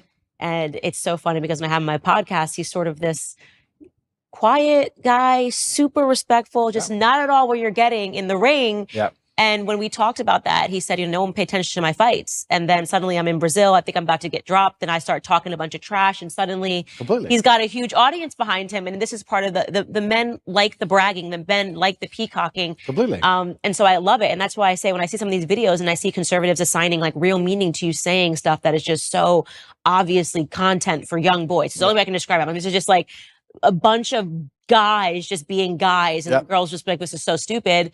That's my reaction to it. It's so stupid, but why are we trying to assign real meaning to this? This is like guys, this is how guys have fun the same way that girls sit around and talk about Real Housewives. Yeah, absolutely. It's bravado. It's girls are into, my husband cannot do like 5 seconds of hearing me and my girlfriends talk about things. He's like, I'm out. And this is what, when him and his guys are together and he's like, they're fishing and the first catch, you got to bite the head off. I'm like, that is so stupid. So ridiculous. Why are you biting a head off of a fish? But it's just boys being boys and girls being girls. Completely. And so I think that people should not assign, like, I mean, I've seen really stupid videos of you and they're trying to really assess these videos as if this is like, I'm like, this is just what I call posting. Well, yeah, they're taking it. And now you see Kobe, he's got these hot girls in bikinis, he's behind cars on his thing. And I think it's hilarious. And I think it's funny because I get it. It's not for me. And that's not for me. And that's the thing, actually, which a lot of conservatives and the conservative movement don't understand, is that by attacking somebody for having a little bit of fun or for being bravado, for having some bravado or saying something audacious or having a nice car, whatever. Bugatti, whatever. Yeah, if you're going to attack people for that, you're just going to drive young boys away from your message. And you need the youth of a message for the message to exist and survive. If you're going to just be Mr. Boring and be upset by everything, then nobody's going to want to have any affiliation with it. I really do believe the reason liberals owned the culture for so long is because liberalism overall, it's not, because when you become spiritual, you understand that it destroys your soul, but it looks fun. It does look fun. It looks fun because there's no rules. And you can do a bunch of dumb stuff. You can take drugs, you can run around, go to orgies and watch porn and sleep with all these degenerate women and they're all promiscuous and it's a big party. It looks fun. And we talk about culture and how important it is to win the culture. Okay, well, then I come along and I'm largely conservative minded and I have this massive fan base. And then you're going to attack me and say, Andrew has a car. That's bad. Yes, well, they're is that the fight you want? Is that how you're going to win this culture war? I very much separate myself from the conservatives that do that. I'm like, this is, on my show, I'll show a clip and I'm like, I can't believe this is even being passed around as something that should be taken seriously. It's so stupid. It's so ridiculous. It's so obviously content for guys. This is what I imagine if my husband left to his own devices and he's around all of his lads lads in the UK. I mean, the stuff they talk about is just so stupid.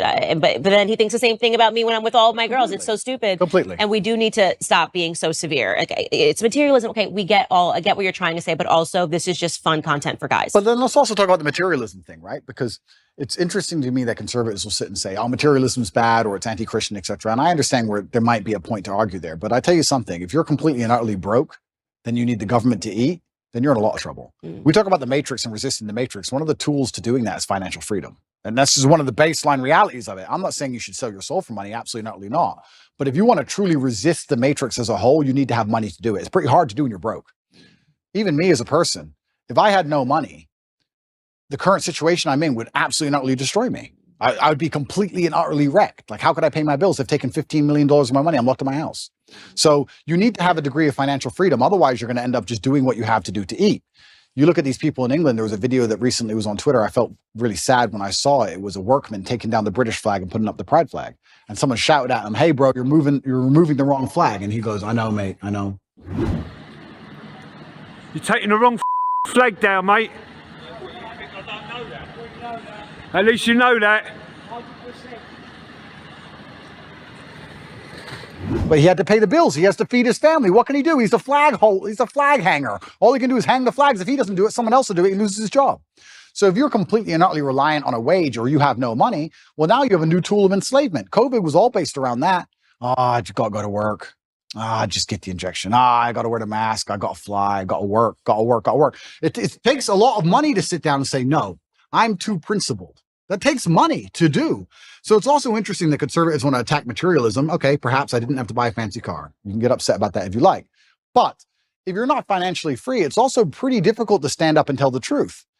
Even if you make a lot of money, if you're reliant on, let's say, a sports team for a contract, even if you make a lot of money, if you don't have enough saved, you can't tell the truth.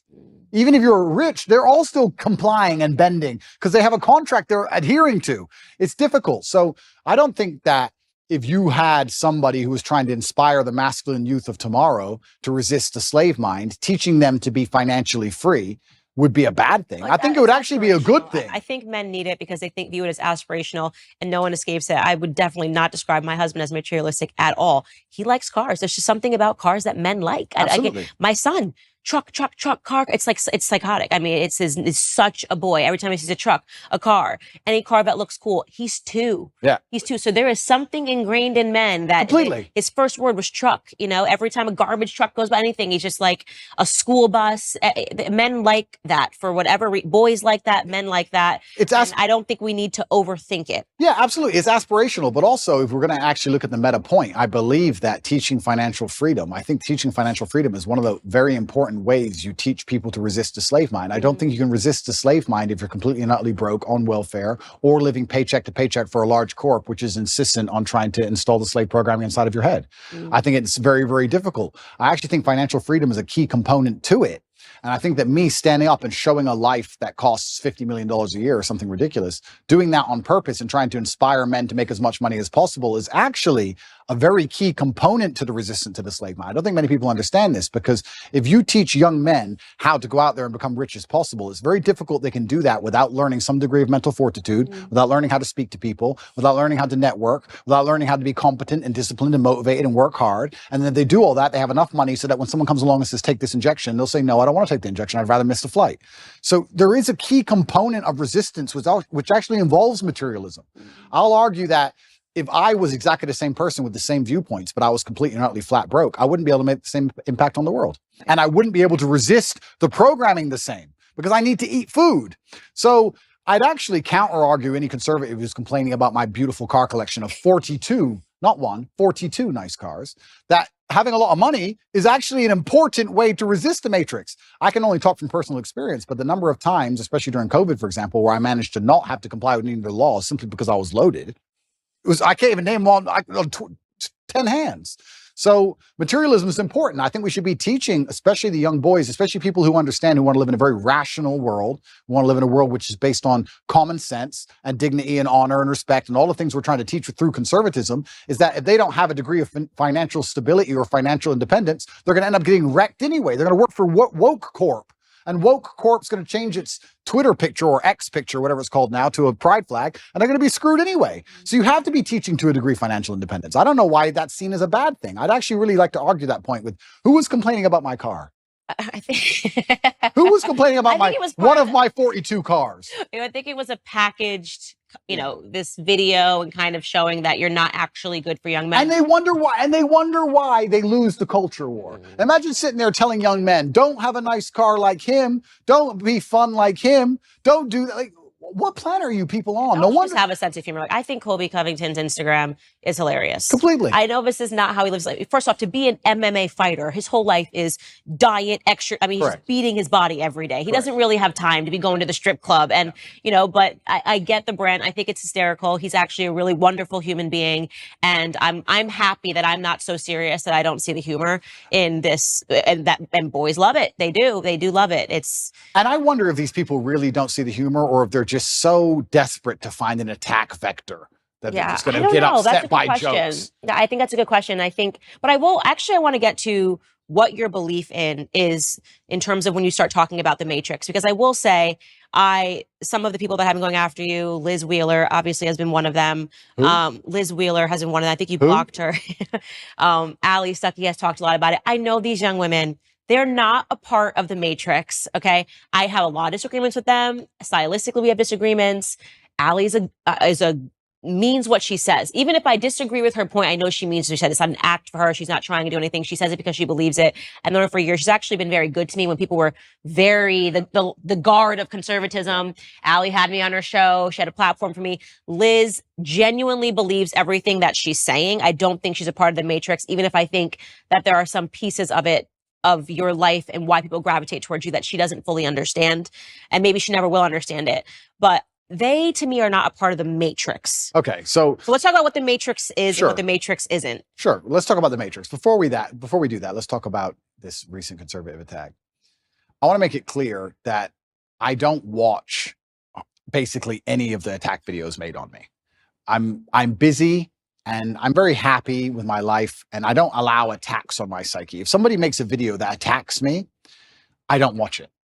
I don't watch it because I don't want to watch it because I don't care. I don't watch them either. I don't care. Yeah. And I don't say this to insult Liz or anyone else. I don't know them enough or respect them enough to give a shit what they made or what they say. I don't care. So I can't talk about the specifics of what she said because I don't know what she said because I didn't watch it. However, I don't believe it was well-intentioned. I think that there is certainly a degree of jealousy that came with my massive influence in the number of views I got on the Tucker Carlson show. I think that the fact that 10-year-old videos, which have been debunked 30 times, are now coming up again is not well-intentioned at all.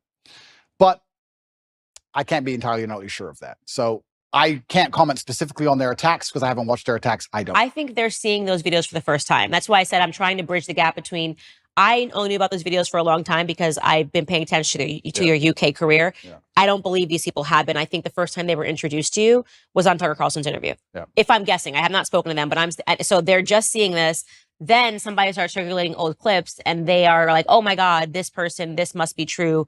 Again, guessing, have not spoken to them about you at all. Got it. Well, it's up to them to come to their own conclusions about me. I'll live my life and I'll continue to live my fantastic life and I'll be the best person I can be, and they can come to their own conclusions. They can make videos in support of me or attacking me for the rest of human time. I'm not going to watch any of it. I'm not interested. Right. So that's those two.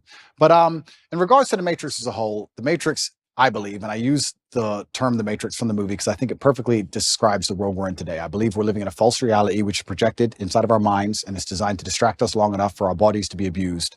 In the movie, it's from body heat. In the real world, perhaps it's for some physical labor. But I believe that we're not living in a real version of reality.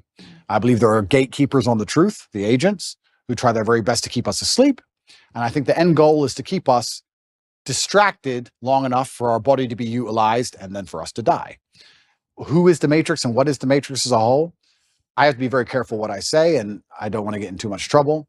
But I think anybody who is perspicacious enough to understand how the world works understands that the media machine is trying very hard to keep us convinced of certain ideas and also to keep us arguing about very unimportant ideas. So people behind the media machine who decide what goes on the news can do whatever they want to do. Mm-hmm. And the things they do usually have dire consequences to all of our lives. Right. So I would say that the Matrix as a whole is the media machine from the projection point of view, and that the people who control the media try very hard to make sure they have ultimate control over all governments and all important decisions on the planet.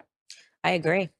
I totally agree. Welcome to the conspiracy. Welcome to the conspiracy. You don't listen to my podcast. I'm in on like CIA documents, showing people it's not a conspiracy theory. These are declassified CIA documents. These are things that they actually did and that nobody pays attention to because it happened 60 years ago, but it's been declassified. You know, all the operations that they had, putting actual journalists under CIA pay. I mean, it's crazy. Following the death of JFK, why did they do that? Why did they suddenly feel it was necessary to have journalists on payroll following the death of a president? Yeah.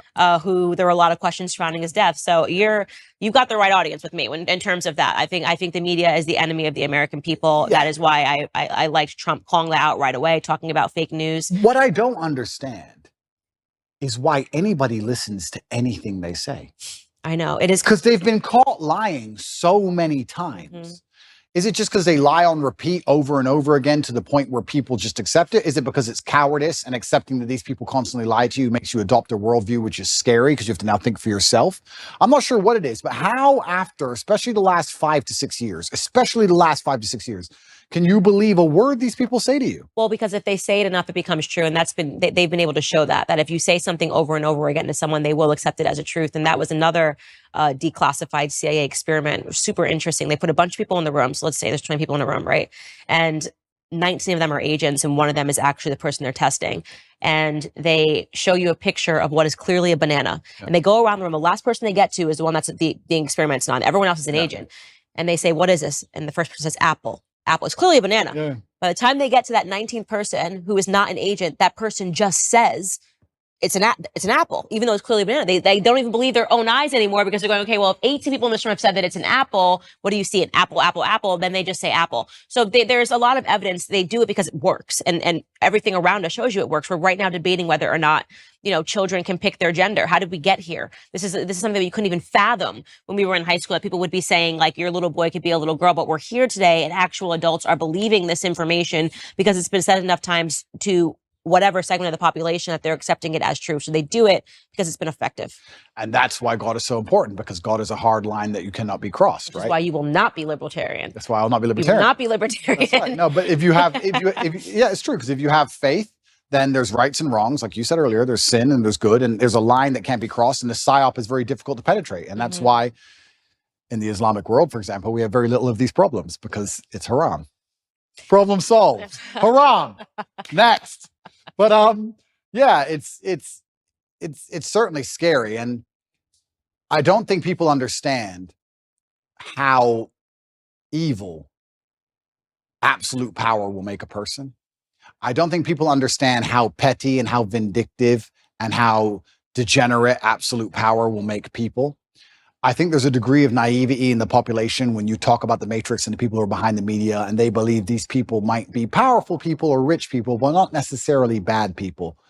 But unfortunately, I don't think they really truly understand the reality. I had a theory that I was arguing with somebody with, and I keep using COVID because it's a perfect example of the psyop. Everybody who once believed in COVID now no longer believes, mostly all of them, which I find actually remarkable. Because when I talk about COVID now, in front of 20 people, everyone's like, yeah, man, that was garbage. But during COVID, I couldn't find a single person who wouldn't wear the mask. I was like, oh, I'm by myself. I got arrested in Germany. Me and Tristan got arrested, surrounded by mask wearers in handcuffs. I'm like, what the? And I guarantee if I was standing in front of those people now, they'd all be like, yeah, COVID was stupid. So it's amazing how people want to flip and forget reality.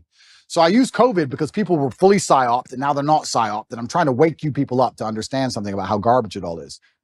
I'm trying my very best to make people understand that the people who make the news have no interest in you being informed. Why would they make the news and broadcast it to you everywhere for you, little Mr. Nobody, to understand how the world works? Why would they care about you knowing anything that's important ever? You're not a slave if you're knowledgeable. And that's why I always say, go back to when we had physical slavery in America. A requirement to maintain that was ensuring that slaves didn't learn how to read. That was part of the slave code. They weren't allowed to learn how to read. And if you were caught teaching a slave how to read, you too, as a master, would fall victim, right? And that it was so important for them because they know that an educated mind can't be enslaved. Absolutely. So the goal of the mainstream media is to keep people stupid. And it is why I think that despite the fact that you admittedly say that you are not a conservative, and despite the fact that I don't think you're overtly political, none of that really matters. I think what matters now is what you will do with the platform that you have, Completely. what impact you will have. Completely. And inspiring people to free think and to not believe all the slave programming which is told to them, and to not just follow lockstep with the lies that are given to them, I think in and of itself makes you a conservative, and to a degree makes you political. Unfortunately, now that's how the divide exists. If you're teaching people to think for themselves and be strong people of agency and self-respect, then you're going to be on one side of the political spectrum. And if you're teaching people to be the absolute opposite, you're going to be on the other side. And by extension, I guess I am political and I am conservative, just because I'm telling men to stand up and to be strong and to think for themselves. And that makes you resist the slave programming. And I like to believe that the conservatives themselves have resisted slave programming the most. But yeah, it's a scary world we're now living in, where things that I'm saying, which were basically completely accepted by the entire population 15 years ago, are enough to make me the most hated man in the world. But isn't that crazy? I think the things I'm saying are things that were widely accepted for a very long period of human time. I think they're the things that are still widely accepted in most of the world today. I think it's the decadence of the West that allow us to pretend these ideas and these realities don't exist. And I don't know how long we're going to last under this false reality. I don't know how long society can possibly function with the insanity that they're trying to purport on the population of the West. The fact that so many calories in the Western world, genuine calories from food and human time, is wasted discussing pronouns and trying to get somebody's pronouns correct in a sentence that they've made up, which change at random. Think of the absolute insanity of that. And how long can a society actually function with that degree of decadence and absolute asinine behavior? I don't know how long it can even function anymore. I think the West is in a lot of trouble. And it's almost like, especially certain talking points, and I find myself guilty of it as well. We talk about certain talking points which are pushed to the front. And I kind of feel like they are a mass distraction. They have to be, because they're so ridiculous. But the problem is, there's a certain percentage of the population that genuinely believe them. I would love to live in a world where they try and push the idea that a man is a woman, or that a man can change to a woman and then compete in women's sports without an advantage. I would love for them to try and push that idea, and for everybody to go, this is stupid. Next. No. But because some people believe, we have to now waste our time discussing and debunking the most obvious, hello, water is wet. We have to sit here and talk about the sky being blue for days and weeks and years almost at a time. Talk about the ultimate distraction tool by the Matrix, for them to sit there and go, you know what? Let's come up with some absolute garbage and let's throw it to the front, and the smart people will fight against it, but enough dummies will disagree with it, and that will keep them distracted while we do something that matters. And I even find myself falling victim for it, because it's so necessary, because a certain subsect of the population is so dumb that they believe it. If people were all just a little bit less receptive to the slave programming, everyone would stand up and say, no, you're going to try harder than that next. And we could discuss something that actually matters. And this is the point I was going to say earlier about COVID. So COVID, I think a lot of people do not understand how petty and vindictive power can genuinely make somebody. And I had an argument with a friend of my brother about 2 or 3 years ago during COVID, when you had to wear a mask when you went in the restaurant, and then you sat down, you took it off, and then you ate, and you put it back on to go to the toilet, and you took it off. And I said, I hope you understand there is someone somewhere, some billionaire on a yacht, who is doing this as a compliance exercise, as a joke. I know. As a joke. And he goes, why would you do all that just for a joke? Because if you're in charge of the entire world and you have unlimited money, what's going to make you happy? A Ferrari? You've had Ferraris your whole life. Boring. All that you care about is power, compliance. It's all funny to you. It's vindictive. It's petty. Why not? You're in charge. For the same reason, if you're in charge of a big company, you're like, I want you all in at 8:45 tomorrow. Why not? It's a power play. Ego, status, respect, all the things we were talking about earlier. These people are born into massive influence. Money doesn't make them feel powerful. They've never worked for anything in their lives. Now they have a little bit of control over you. They're going to make you do some dumb so they can laugh at you. I'm telling you, it was a joke. I say the same thing. I'm like, there's no way they're not just playing like Simon Says to see if they can actually make people abide by these things, and people keep actually abiding by them. There's no way that they're not sitting back laughing. It's a joke. They must be laughing, because it's so preposterous. And people don't understand that there are people in the world who have power, who are literally vindictive enough to just mess with the entire populace for a joke. And I don't think people understand, when you look at the Matrix as a whole, and yeah, You talk about the media machine and how it's trying to push these ideas on you, and the people behind it. The people behind it do not have any kind of genuine intention. Their intentions are absolutely and utterly selfish. They want to feel good and feel powerful no matter what it takes. Or they might have some sexual perversion. They want more transsexuals in the world, and then they decide to just create them. Who knows? They just want less men. Or less The men. only thing that can stand up to evil is strong men. So Absolutely. So however they have to do it, whether they have to push homosexuality, whether they have to push people literally making themselves eunuchs by going into the doctor and saying, chop off my penis, I don't want it anymore. But that if they have to make women believe that they can be men when we can't, it all becomes a joke when there actually is a war. You realize we were never going to be able to fill that void. I think it is an attack on masculinity, which is why I do believe that raising up strong men is the number one requirement in society right now. Is this Darwinism, do you think? Well, is there a Darwinist? And that's a good question. Is it? I mean, and the reason is because I actually truly respect you, Candace. You're very smart. You're very smart. And often I sit on podcasts and I just talk, but I want to actually get some feedback. If you walk into a doctor and say, please, chop, I can't even say it. You know what I was saying? Get rid of it. Please. Affirm my mind. Please. I watched the Disney Channel. Please.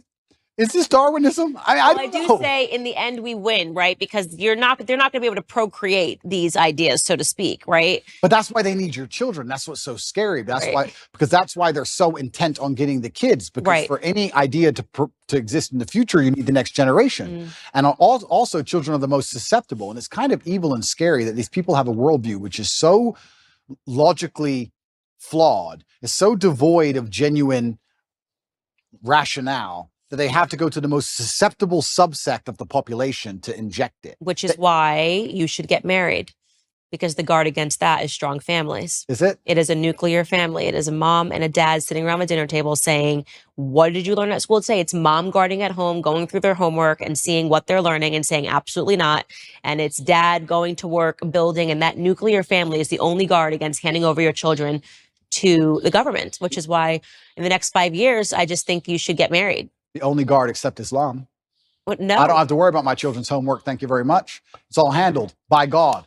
And it's interesting you said that, though. It is a good point. And I think Matt Walsh actually said something about me I have children from a few different women. I don't like to give details on it. But so does Elon Musk. And I do think, although this may be elitist, I will state here that at a certain level of finance, it's not the same crime as it would be if I was a traditionally financed individual. I can afford 2 or 3 families, and I can afford to see them all, and I can afford to go to 3 countries in a single day on my jet if I need to. And I'm a very good father to all my children. I love them very much. And you're right. I completely agree with you. The nuclear family is the answer. My solution is not the solution for everyone, but the nuclear family is the answer. I agree with you. But Islam is also an answer. Well, I don't know enough about the Islamic faith to be able to counter you on that point, but I do think that having all your children around the dinner table, brother, sister, rivalry, this is beautiful.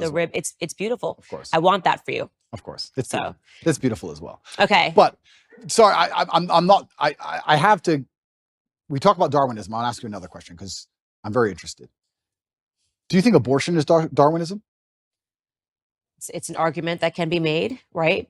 Killing off your own offspring, it means that you're not putting your offspring into these society. People with the sign, yeah, I killed 10 of my kids. Isn't that, I mean, it's evil, it's satanic, it shouldn't happen. I'm not saying that it's a good thing. I'm just asking, is there a Darwinistic element to all of this? That when I look at that the earth will be populated with conservatives because their ideas. I mean, my husband always says the left is a death cult. If you look at all of their ideas, they lead to death, right? You can't procreate. You're killing off your own offspring. Every single one of their ideas leads to death and destruction. It's unbelievable. So in the end, you'd have to have the perspective that conservatives win naturally because we're talking about if we own the culture. Yeah. But we don't. So what they're doing is they're using the culture to psyop enough young children who are not living a traditionalistic life, or like you're saying, or not having a strong family, nuclear family to keep them against the slave programming. And they're using them to create the new generation of death cultists to continue to keep humanity under attack. But I don't know. I really struggle. As a person, I try my very best to, my father had a saying, which I use, I allow manipulation to find out where my enemy wants me to go, and then I use my mind to break the trap and punish the perpetrator. And the reason he said that was because if you don't allow them to manipulate you, you don't know exactly where they want you to go. If they try to manipulate you and you absolutely not resist, you might end up taking another path towards the same destinations. You should allow them to manipulate you. Watch the slave programming, watch the propaganda, watch all of it. Find out what you want, then what they want you to believe, and then you can use your mind to instantly break the trap. I did it in COVID. And when I first watched COVID, when I watched the Italian hospitals and people falling over in China, at the very, very beginning of it, I sat there and thought, what do they want me to believe? They want me to be scared of this disease. They want me to be afraid. No, I'm not going to be afraid. So if I'm not afraid, what's the answer? Well, the answer is to go to which country? Sweden's open. Nobody talks about the fact that Sweden was open the whole time, never closed ever. I mean, interesting, we're in nightclubs the entire time people were locked in their houses. Nobody talks about this. It's like no one mentions it anymore. But you have to use your mind to break the trap. And I feel like I've tried to allow my mind to be psyoped into this transgender stuff or this abortion stuff. And even I can't even pretend to buy into it. I can't see how you can reach that level of delusion. And that's where I say, maybe it must be Darwinism, because maybe even with all of my mental capacity, I can't even pretend to be stupid enough to want to go and chop my genitalia off to then imitate a woman, poorly imitate a woman for the rest of my human years. That literally sounds like a form of torture. That sounds like one of the worst existences ever. I feel sorry for anyone who's fallen for that, because they're never going to be what they want to be, ever. It's just like the worst possible existence. I just can't think of anything possibly worse. And I don't know, maybe there's a Darwinistic element to all of these things. If we can just control the culture and make sure that no future children are psyoped into the death cult, maybe it should all fall apart, because people who truly are that susceptible. Me and my brother have a joke in the house. There's flies and mosquitoes in the house sometimes. Every time one of us kills a fly, we say, you've improved the gene pool, because the slow one got killed. The fast one, he doesn't get killed. So the fast one's going to be here forever. I'm going to think about that every time I kill a fly. Every time you kill a fly, you're helping them get quicker. If we didn't kill flies all these millions of years, they would never be so elusive. I don't know. Maybe there's a Darwinistic element. Maybe I'm just trying to feel better about it. Yeah, maybe they're so evil they've decided we're going to kill off all of the people that are stupid.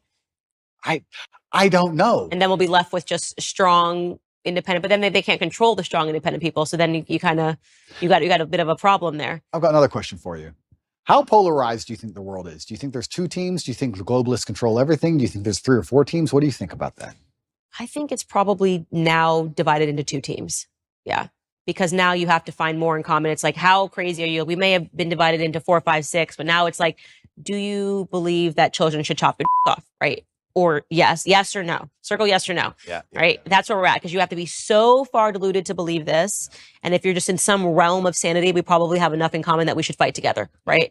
Just because like they're going after the kids now. It's like, and I think that is really where we got divided into 2 categories, where it's like you're either pro going after the children or you're against going after the children. And it's remarkable how many people are pro letting them go after the children. It's kind of scary, but that's where we're at. I think it's now pretty much 2 camps. It used to be more. I think so also. And then within you, obviously, there's little battles, and to me, they're meaningless. Yep. I think maybe I'm saying that because I'm a mom, and now so there's nothing more important to me than protecting children and worrying about what my children are going to face. I'm going to be the crazy mom when my kids are at school. I will be there every single day, looking over every assignment. Amazing. Leaning fully into the feminine role Amazing. of like, yeah. So I do think now it's come down to 2 camps. It's crazy and not crazy. I wonder what the future of the world is, Candace. I feel like I know everything and I talk like I know everything, but I'm actually starting to think things are getting... Your dad might have had an idea. Yeah, I wish he was still around, but things are starting to get very, very strange. And yeah, and I guess also when we're talking about my libertarianism versus conservatism, I would never allow my child to be aborted, ever. I do think it's heinous and disgusting, but I will be honest with you. When I see people trying that hard to kill their kids, I'm kind of like, I'm not gonna lie.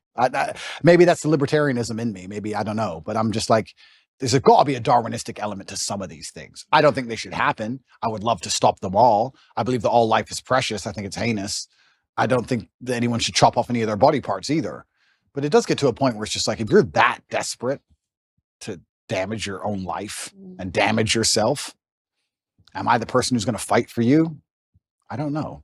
Well, these women are broken and they're brainwashed. And I like to think that if they hear the right message, something in the same way that I think a lot of broken men heard you say something and it woke something up inside of them. Very true. I think that they can land on my message and they can hear it and go, wait a second, that thing that was killed inside of me systematically from the school system and made me think that what it meant to be a woman was to be a whore, because that's kind of the message that's going out right now. 100%. To be a whore and hate children, which is the opposite of what it means to be a woman. Agreed. Then when they hear something and I talk about how aspirational family is and something is, or how much I love being a mother, and then I think inside of them, something spiritual happens where they go, wait a second, I think that's actually what I am. Yep. I've been conditioned to believe I'm this, but actually this is what I am. So I'm more hopeful that the more that we have better pillars in society, that we have people speaking out on the opposite messaging that Hollywood is bringing, on the glory of being a woman, on the beautiful of the yin and the yang, on that submission in a marriage is not a bad thing, actually. It's a beautiful thing. I agree. And these messages have been perverted, that we make a difference. And I think we know we're winning. No, we are now winning. they want censorship. Now they want the people taken off the internet. Now they want this person to go down. And that they weren't doing that when they were winning. They didn't care. Everybody was allowed to have a platform when Obama was president. Completely true. We are winning. And I just think it's an unfortunate of the human condition that people don't really like to learn lessons the easy way. They have to learn them the very hard way. And it's very difficult for us to sometimes sit and tell people the truth, and they just don't want to learn it until it's too late. I like to think that these women who hold up these I lost 10 babies, I killed 10 babies signs will one day wake up and feel very sad about what they've done. And they will definitely. And it's possible. Right? And it's possible. And I think even time will show them, God will show them with time. I don't know how I'd talk someone out of the transgender argument. Like, how would you convince someone who is 100% certain they want to mutilate their body to not mutilate their body? That's a scary one to me, because their mind. And that's also one that you can't really undo, which I think is sad, which is why the suicide rates go up after transitioning, I think, is once you do it, you've committed. But I've sat down with a man that did that, had the full surgery. His name is Walt Heyer, and he's dedicated the rest of his life to waking up other. Well, that's the most noble thing you can do. Yeah. He's like, this is what I did. This is how I was convinced. This is how I was brainwashed. This is what happened to me. I was actually just molested when I was a kid, and I just wanted to get rid of my identity in any capacity. So I did the most extreme thing that I could possibly do. I platform those individuals. And I think that he runs a not-for-profit now, which, Sex Change Regret. There's many people that are like him out there. And yeah, it's going to take God, it's going to take spiritualism, and it's going to take repurposing your entire life after you do something that extreme. Hopefully just us having this conversation prevents people from making those sorts of very serious decisions. And, but this is why YouTube will try to censor this conversation. Right? I mean, that's the whole point. Is my face is on it. You're in trouble. So I'm going to ask you a few more questions if you don't mind. My face is trouble too. I would just like to state. Yeah, of course it is. Why do you think marriage has reduced in the Western world? Why do you think less people are getting married than before? Conditioning. It's all about social conditioning, and it's about the feminist messaging. Going back to our conversation about the matriarchy, they've totally conditioned women to believe that marriage is a trap, that you are going to be unhappy, that you are going to be sacrificing your freedom, when in reality, I got more freedom than I ever had when I became married, because I finally became a secure woman. I knew what my purpose in life was when I had children. Everything else is so stupid and meaningless. How could you think you were going to find your purpose at the bottom of a Red Bull vodka at One Oak, Candace? You know what I mean? How could you think that? Well, because that's what Hollywood told me. That's what I saw on MTV. And I thought that was all aspirational. I look at those women, I think they're miserable. I look at these women that are still finding their freedom. I say, find the number one feminist that you know and ask yourself a question. Do you think she's happy? Completely. Chasing her career. Do you think Chelsea Handler's happy? Never. Right? And the answer is no. And so I'm lucky that I got that wake up call. I'm blessed that I got married. I'm blessed that I have, 3 children now with this one on the way. And the more that I can talk about how happy and fulfilled I am for the first time in my life, right? Not when I was drinking and pretending to be happy, but for the first time I actually am happy. And I got those things by finally realizing that the message that those things were going to constrain me was utterly false and was meant to put me down a path of misery.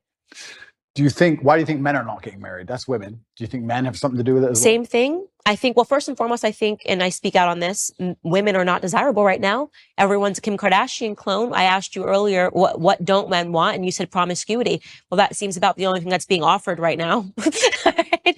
When I open my Instagram and I've got butt cheeks and I'm going, people are like, I don't understand why no one wants to, this woman's been married 4 times. I'm like, well, I can understand it, because even if men think they want it in the short term, when you see a girl, she's half naked, she looks good. Yeah, sure. You probably do want to have sex with her. I bet you're wired that way. You're hardwired wired that way. Yeah. But then what happens after you have sex with her and you realize that so did 20 other dudes 100%. in the same week, you don't want her. You nailed it. You Yeah. absolutely not only nailed it. And this is where we're in such a difficult, it's a race to the bottom between the two genders, right? Yeah. As the women act worse, the men act worse by extension. Yeah. Because if you're going to be moral in an immoral world, you're going to end up wrecked. Right. So it's getting harder and harder. So we have to kind of like fix one of the genders first.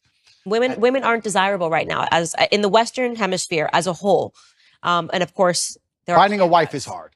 Finding a wife is hard. And it's because women are literally being conditioned to behave like sluts. Completely. And they're also being conditioned to leave the man as soon as things get difficult. There's a lot of programming in this I don't think even many people pick up on, but women are conditioned to act a certain way before marriage, but also during marriage, men and women are conditioned differently. If you have a man who's been married for 10 or 15 years, and let's say he doesn't sleep with his woman anymore, and he goes on TV and says, me and my woman have been married for 15 years, we no longer have sex, I'm not satisfied, I should leave. Everyone will say to him, no, you can't leave. You can't leave her just because she won't have sex with you. Are you out of your mind? Are you crazy? Stick by your woman. She has an emotional problem, etc. If you had a woman who said, I've been married for 15 years, I've been with him, I'm not attracted anymore, I don't have sex with him anymore. You deserve freedom. You can go get someone else. Why are you putting up with this? His feelings aren't your responsibility. So it's actually very interesting. Also, the psyop happens post-marriage. Women are also attacked post-marriage to not try, not stick around, not worry about their husband's needs. Speaking to your point, one thing I speak to the young women that follow me about is making an effort after you get married. This idea, I was reading this ridiculous column, Ask Jane, where a guy was writing in earnest saying, I love my wife. She's a wonderful mother to our children. We've been married. She had one child. 2 years later, she gained 50 pounds and hasn't lost it. Yeah. And Jane wrote back to him and yelled at him for saying, he's like, I'm not attracted to her anymore. I don't want to. Just yelled at him for even saying this. And I'm going, no, why are you yelling at him for being honest? The idea that marriage is a finish line is problematic. Yep. That, oh, well, I got the guy. I pretended that I like to work out and go to the gym. And now that I've got him, I'm going to gain 200 pounds and he's just stuck with me. Yeah. That is a poisonous mentality. You should make an effort for your husband. That's part of marriage is caring about each other, caring about each other's health. Health is wealth. So it's even that is toxicity to say to a woman, to say to a man, you just have to like her anyways. If she's 300 pounds and doesn't care anymore and sits on the couch all day, that's not what marriage is really about. Completely agree. And I think everything in life is rented. I don't think anything is ever owned. I think that your health is rented and you have to pay the rent every day. And your marriage is rented and you have to work on your marriage every day. And your business is rented and everything you have is rented. I think the idea that even owning anything or anything as a finish line is wrong. Right. You don't just start a company and go, okay, I'm rich now. No, you got to work on that company every day. It's rented. You don't just get in shape and go, I'm in shape now. It's done. No, absolutely everything's the same. And a relationship is exactly the same. And I completely agree with you. I think that the breakdown of the nuclear family and the breakdown of marriage in the West is actually one of the ills and one of the big problems with it. I am not married myself, so I'm not being completely, I don't want to come across as hypocritical, but I do think that is actually a fast way to a degree to solve a lot of problems in society. I do think, though, in the current setup of society, I think the reason a lot of men are also rejecting marriage is, one, because there's not many wives to find, but two, I think a lot of men find themselves very unhappy in marriage because the women have no interest at all in satisfying them. Like you said, there are no interest at all in their needs. And they end up scared of divorcing her because they're going to be bankrupt in a marriage where they don't feel respected. Kids don't listen to them and they're not the king of their own household. So what would be the attraction in getting married unless you're going to be the king of your own household? And that can be extrapolated and discussed in two different ways. One about feminine submissiveness, but also about masculine accountability and excellence. Because I think if you're truly an excellent man, you can be the king of any household. So It's very interesting. It's kind of interesting how all arguments come back to almost the same base biological things. And you teach women to be good women, you teach men to be good men, and everything kind of works out after that. And if you break those two things, everything built on top of it completely degrades and breaks down. Because even all the other things we discussed how masculinity would have prevented a lot of the COVID crisis. We can talk about how genuine masculinity or a good nuclear family and anti-propagandist dinner table can prevent a lot of this transgender insanity. There's so many things can be fixed with a man being a man and a woman being a woman. It's like the ultimate pure. Is what I always say. And it's so natural defining the roles in the household. So like me, my husband had to sit down and it just was, I had a natural proclivity to do certain things. Yeah. I always give the greatest example. When a baby is born, the men don't know what to do for the first, you just need your girls. They just are, what do I do? And I remember thinking about every diaper size, transitioning, what clothes he needed, what onesies, all of the stuff. George, not there. We're not there. I think Georgie must have been, that's my son's name, Georgie, must have been 2 months old. And I said something to, I don't even know what I said to George, but I had realized that George had already opened his college account, things that when I tell you my brain was I was just like, where are you? I'm sitting here thinking about the day to day. He's thinking about his future. 100%. I don't even know when I would have. I think still to this day, George is now 2.5. I still would not have opened an account for him. It just is not where my brain was. 100%. And so I love telling that story because it just speaks to how different. I'm like, did you try to feed him? He's like, I don't know why he's crying. I'm like, have you tried giving him food? And then he's like, oh, I've already sorted out his bank account. So when he turns 18, I'm like, where are you? Men and women are different and it's beautiful. Those differences are beautiful. Completely. The sex differences are a beautiful thing. Our instincts are beautiful. And we need to stop shunning them in this society. I love being a woman. I love that my husband's a man. We shouldn't be making someone feel badly about being a woman. We shouldn't make someone feel badly about being a man. Well, absolutely. And if I had to be pessimistic about why they're doing it, pessimistic and also very realistic, they want to cause absolute chaos and confusion, because during chaos and confusion, you can implement anything. Of course, slavery. It's slavery, right? People will give up their freedom for only one thing, and that's safety. So they have to inject chaos and they have to inject confusion, and they want us confused at every level. At every base level, they want you confused. They want you confused about why your kid doesn't listen to you, why your marriage doesn't work, why you're broke, why they want you confused from the ground all the way up. So you're just confused. So when they come along with some sort of solution, no matter what garbage it is, you end up just adopting it because you're sick and you need a medicine. So absolutely, they attack masculinity and femininity because it works so perfectly together. And if they can break that, they can break all of society by extension. And I think they've done a pretty good job of doing exactly that. And it's amazing if you look at these ideas we discuss and how ridiculous they are, and how I feel like it's a psyop to even convince me to waste my time convincing people that a man is not a woman. It's done on purpose because they have the world so confused now that they can come at us with absolute garbage, and it needs a discussion. If we had the basis of masculinity and femininity in the household, how much harder would the transgender argument be to implement? Think about it. Well, she's a woman, I'm a man. No. But now they got people thinking we're all the same. It doesn't matter. Gender is not real. All this craziness because of the breakdown of the basics. So this is why perhaps they see you as such a threat, and they see me as such a threat, and they see us as such a threat because we've just stuck to the age-old adages and the age-old ways that people have always been. And I do think that one of the reasons why they dislike me so much is because, yeah, I certainly live a teenage boy's dream. But if you want to inspire the next generation, how else are you going to do it, right? You have to have the fancy car and the big yacht and all these things. And by inspiring these men to stand up and think for themselves and resist the slave mind, it's doing genuine damage to their slave agenda. Genuine damage to their slave agenda. And I think that that's why I especially ended up targeted. I truly believe that's what's happening. I think there is an element of it that it's you've captivated young men, and that is a very important demographic in order to sustain an enslaved population. Is you need to poison men, and I think 100%. that is true. So, in closing, other than the fact that we've agreed that you're going to get married in the next 5 years, sure. I get 4 wives. No, not 4 wives, just one monogamous relationship. Okay. What does Andrew Tate's life look like in the next 5 years? You've built your audience. You did it with your own grit and determination. There are people following you.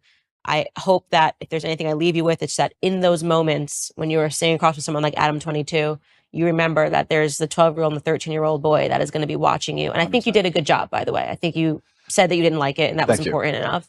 But what does the next 5 years look like for you? Yeah, I want to do my absolute best. I had someone say to me the other day that I'm the richest man in the world, and not because of my finances, but because I actually have people whose lives I save and help. And I get a lot of people out there who genuinely feel a lot better because of me. And I try my very best to tell the truth and live true to my heart. And I live with my brother, and I've got a lovely family, and I feel like I've got everything almost ticked off. And my plans for the future are primarily to continue to tell the truth. I think that we're now winning. I think there's been a pendulum that's swung, and people are tired of insanity and they're tired of being lied to. I like the idea of young boys who follow me just doing even one of the tenets I teach. If you want to just work hard in the gym and become a fantastic physical condition, or if you want to get financially secure, just one of the tenets I teach can genuinely improve people's lives. I like the idea of that. And I want to have 10 sons. And I need to make sure that all 10 are Andrew Tate 4, 5, 6, I'm the third, 7, 8, 9, all the way up. And I have to make sure that the next generation are being produced, and they have to be strong enough to deal with a Romanian jail cell and deal with a Matrix attack. So it's going to be a very difficult upbringing. And I'm going to make sure that I'm very dedicated and focused on creating the next generation of super soldiers to resist enslavement. So my plans for the future are pretty simple. I'm going to continue to tell the truth. I'm going to live true to myself, true to God. I really appreciate the audience he's given me, and I know that I have a massive responsibility. It makes me a better person. I'm going to be the best person I know how to be, and I'm going to have 10 Andrew Tates. That's my goal. That's the plan. Well, you heard it here first, ladies and gentlemen. If you thought one Andrew Tate was bad, you've got 10 more coming at you in the near future. Andrew, thank you so much for taking all of this time. Such a good conversation. Thank you.